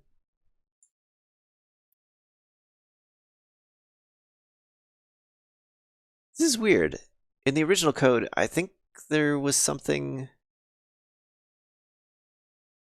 Hang on. From bytes.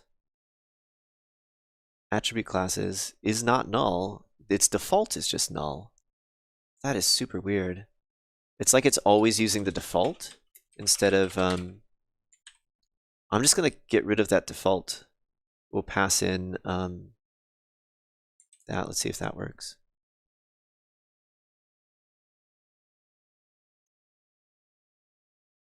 I'm looking forward to figuring out latency compensation based on your work. For now, what I've done is hitting enemies is evaluated locally only and not verified anywhere. So are you doing a client-server thing, like a server which is like the hub and the clients connect to it, like hub and spoke model?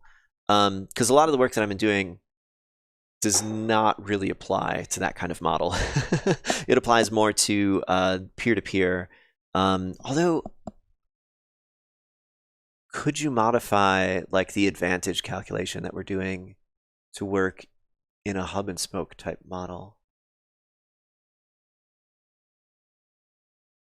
I guess you could. You would sort of treat it as if the server and the client were peers, but they're asymmetric in that the client is never keeping track of the servers if it was a peer. I don't know. I'd have to think about that. But yeah, let me know what your model is, because we do have a central host. Yeah. Okay. So yeah, I have to think about that. I don't do a lot of those types of network architectures, largely because the cost of running them is kind of high. You have to have servers, and for an open source game, this might actually be totally fine in the sense that you'd just be like, okay, here's the server. You just give the server to your users, and they run it and connect to it, and you're cool. I'm in the situation usually where I'm the one who has to run the servers, and it's like, well, that's a lot of maintenance. That's a lot of just sheer cost for the servers themselves. So I really like peer-to-peer because it allows me to have this infrastructure that's super lightweight and doesn't require me to do a ton of maintenance. So also like my games can live for a long time. I worry with online multiplayer games that like if I get sick of maintaining the server, or the server breaks and I don't have the time or the resources to bring it back up, like my game's gone, there it went. So I like peer-to-peer and having these kind of lightweight server components. But as an open source thing, like, yeah, you could just like leave running the servers up to your users, and then that model is great. And it's actually a lot simpler. It's a lot simpler to do like a hub and spoke type architecture from the game developer's perspective, not from the, I guess, DevOps, like the network ops perspective. Then it's more complicated. But anyway. Let's run this code. Let's run this. Let's see what happens. I think it should work. We should be getting the attributes. The attributes should be getting parsed. Let's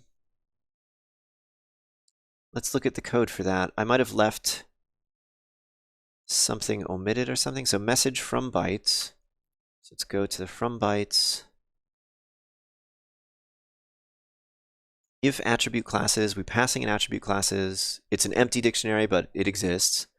So we parse attributes, which will use unknown attribute for everything because that's the only attribute that exists. And yeah, that looks like that should have worked.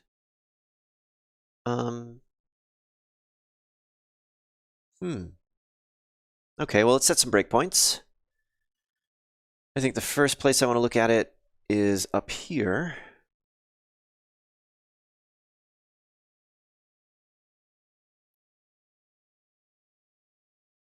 Why aren't we getting here? What are you saying, debugger?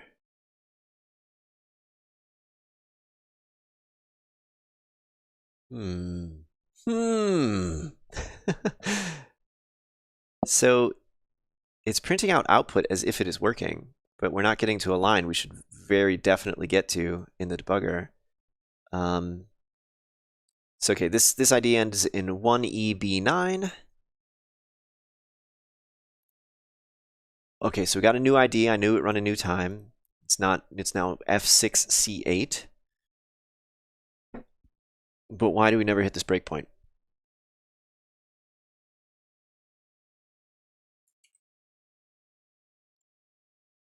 Set a bunch of breakpoints. Oh, I wonder if like, no, because then it would return null. I don't know. I don't know what's going on here. Lots and lots of breakpoints.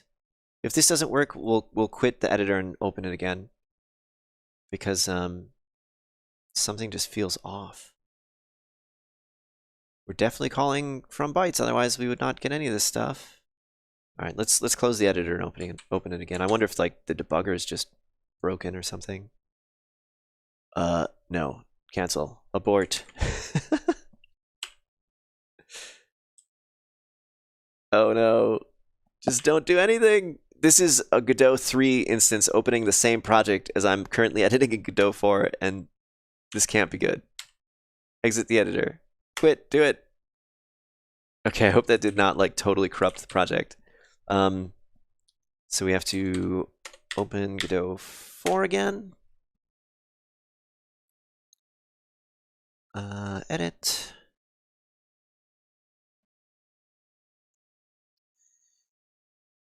We decided to use a client-server model for simplicity's sake. Yeah. Though we want to make a game reliable in the browser at some point, so WebRTC may force us to go peer-to-peer anyway. You can use, so WebRTC is designed to be peer-to-peer, but you don't actually have to use it peer-to-peer. You could have, okay, in a peer-to-peer game, it's the responsibility of each peer to open up connections to all of the other peers.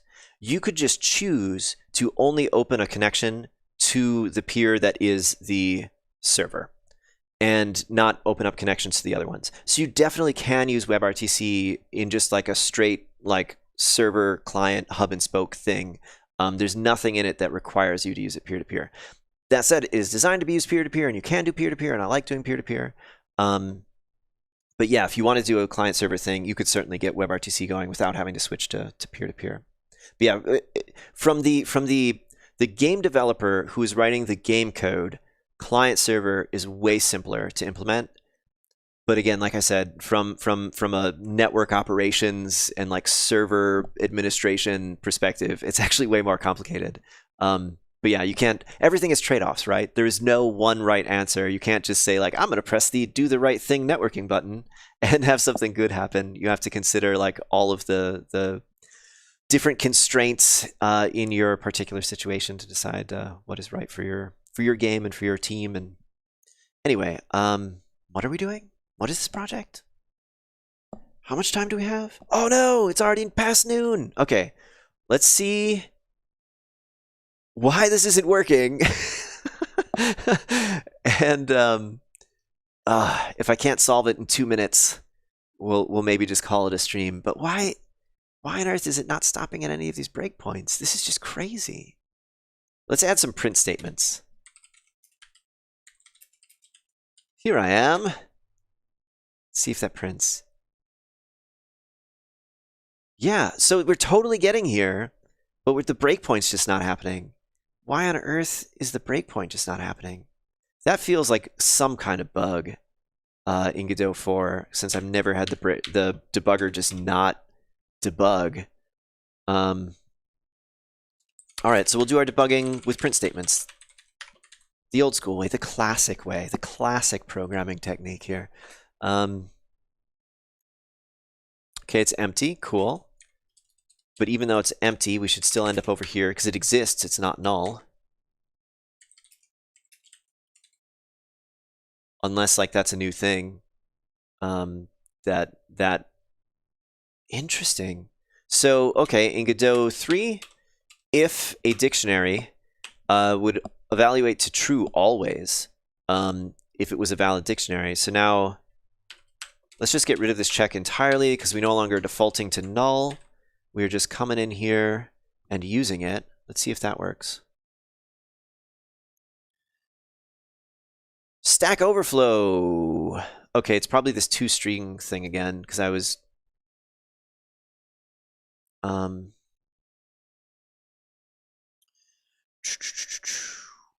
attributes. We have both this toString and underscore toString.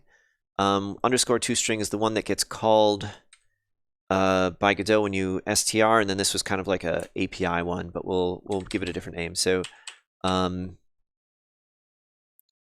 don't know, attribute toString, and then in unknown attribute, we'll do attribute toString. See how that works. What? Still having the same problem? Oh, okay. Right, because I didn't change the calling, where we're calling that method.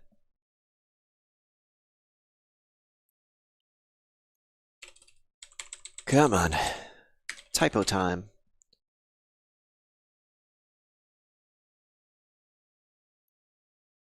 Okay, so it's reading it.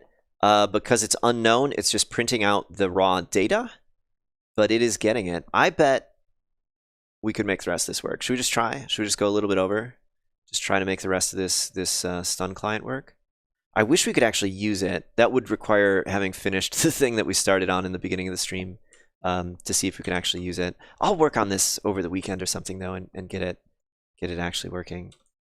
Okay, so this needs to change to super.init. And we just need to make this change in every attribute, which is going to be kind of annoying. Or hang on, I can copy the whole end of it. Get rid of the pass and everything. Let's copy this whole thing. We'll copy and paste our way to victory.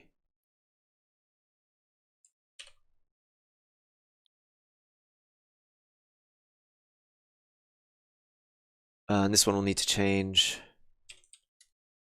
super.init, like this. We could do that on one line as well. Okay, then we can copy and paste that. And I'm betting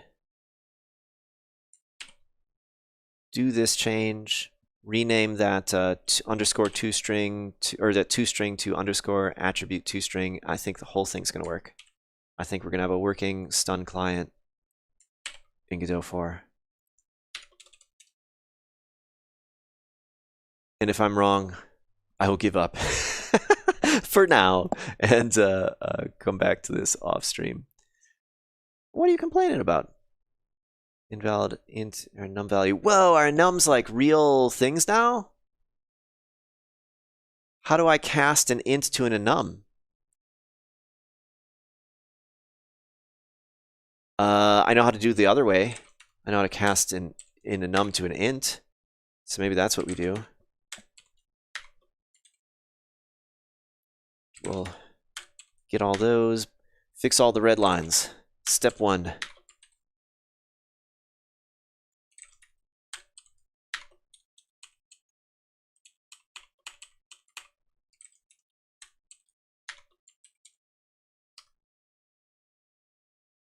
Oh my gosh.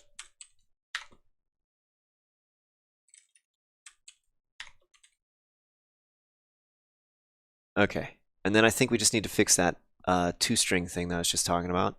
This is going to be attribute toString. We'll copy and paste this everywhere we find it. Ah, I missed one of those. Was that the only one? Hang on. toString. Oh, here's another one.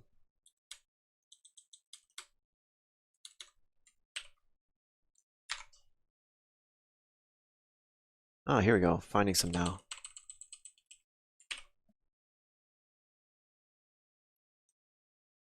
This is fine. That's not the same thing. This isn't an attribute. Okay, cool.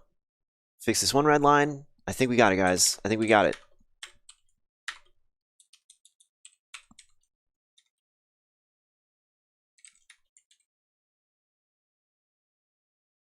What? Okay, so packed byte array seems to be different to UTF-8 buffer. Added the word buffer. Otherwise seems to be the same. Let's run it. Keep your fingers crossed. Hey, no. So got the right types. And it must have read them correctly, because otherwise, like, the alignment would be wrong, because each of the individual attributes can be a different length, which is determined in its own kind of specific way. But for some reason, it did not read the data, or at least is not printing the data for us. Okay, so toString attribute toString. So this much is happening, but not this, because we're not getting the colon. So why would that be? Attribute toString.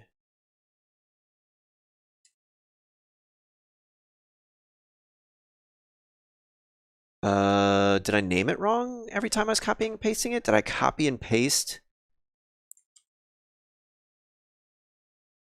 Yes, I copy and pasted attribute with 3 T's. Okay. That's what I get for trying to rush here a little bit. Suppose I could even search and replace, but I have this like distrust of search and replace. I like in Vim where I can kind of see each one as I go and just tap a key. It's not quite as fast in the Godot editor. There we go. Look it. Let's uncomment the last bit of code in here. That is testing not just reading messages, but also writing messages. And I think we have a working Godot 4 pure GDScript implementation of a stun client. And I'm oddly excited about that. I really do want to get what we started on earlier with the ENet mesh stuff. It's too big for a 2-hour project, right? I want to get that working and integrate the stun client. Maybe we'll play around with that on the stream next week. Or if I get it working in the meantime, I'll post about it on Discord and maybe try and rope some of you folks in to test it with me. Oh, what did I miss?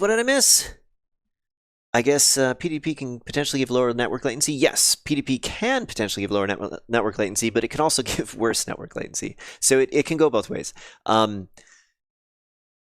Assuming that the peers have really good connections to each other, you can get much better latency. But if one of the peers has particularly bad networking, or if the path between the two peers is bad, which is not as uncommon as you think, then it can actually be a lot slower. So as an example, me and my friend Elliot, who frequently is on the stream, he might even be watching passively right now. I don't know. Hey, Elliot, if you're there.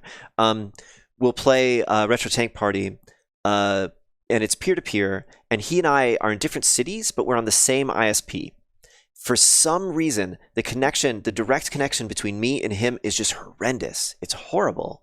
And I think the reason is that the ISP has optimized their whole network infrastructure for people on the network, on their internal network, connecting to the internet. So him and me through a relay is actually faster than him and me directly, because I think the ISP just doesn't think that this is going to happen, that people are going to direct peer-to-peer within the network of the ISP, and so it's terrible.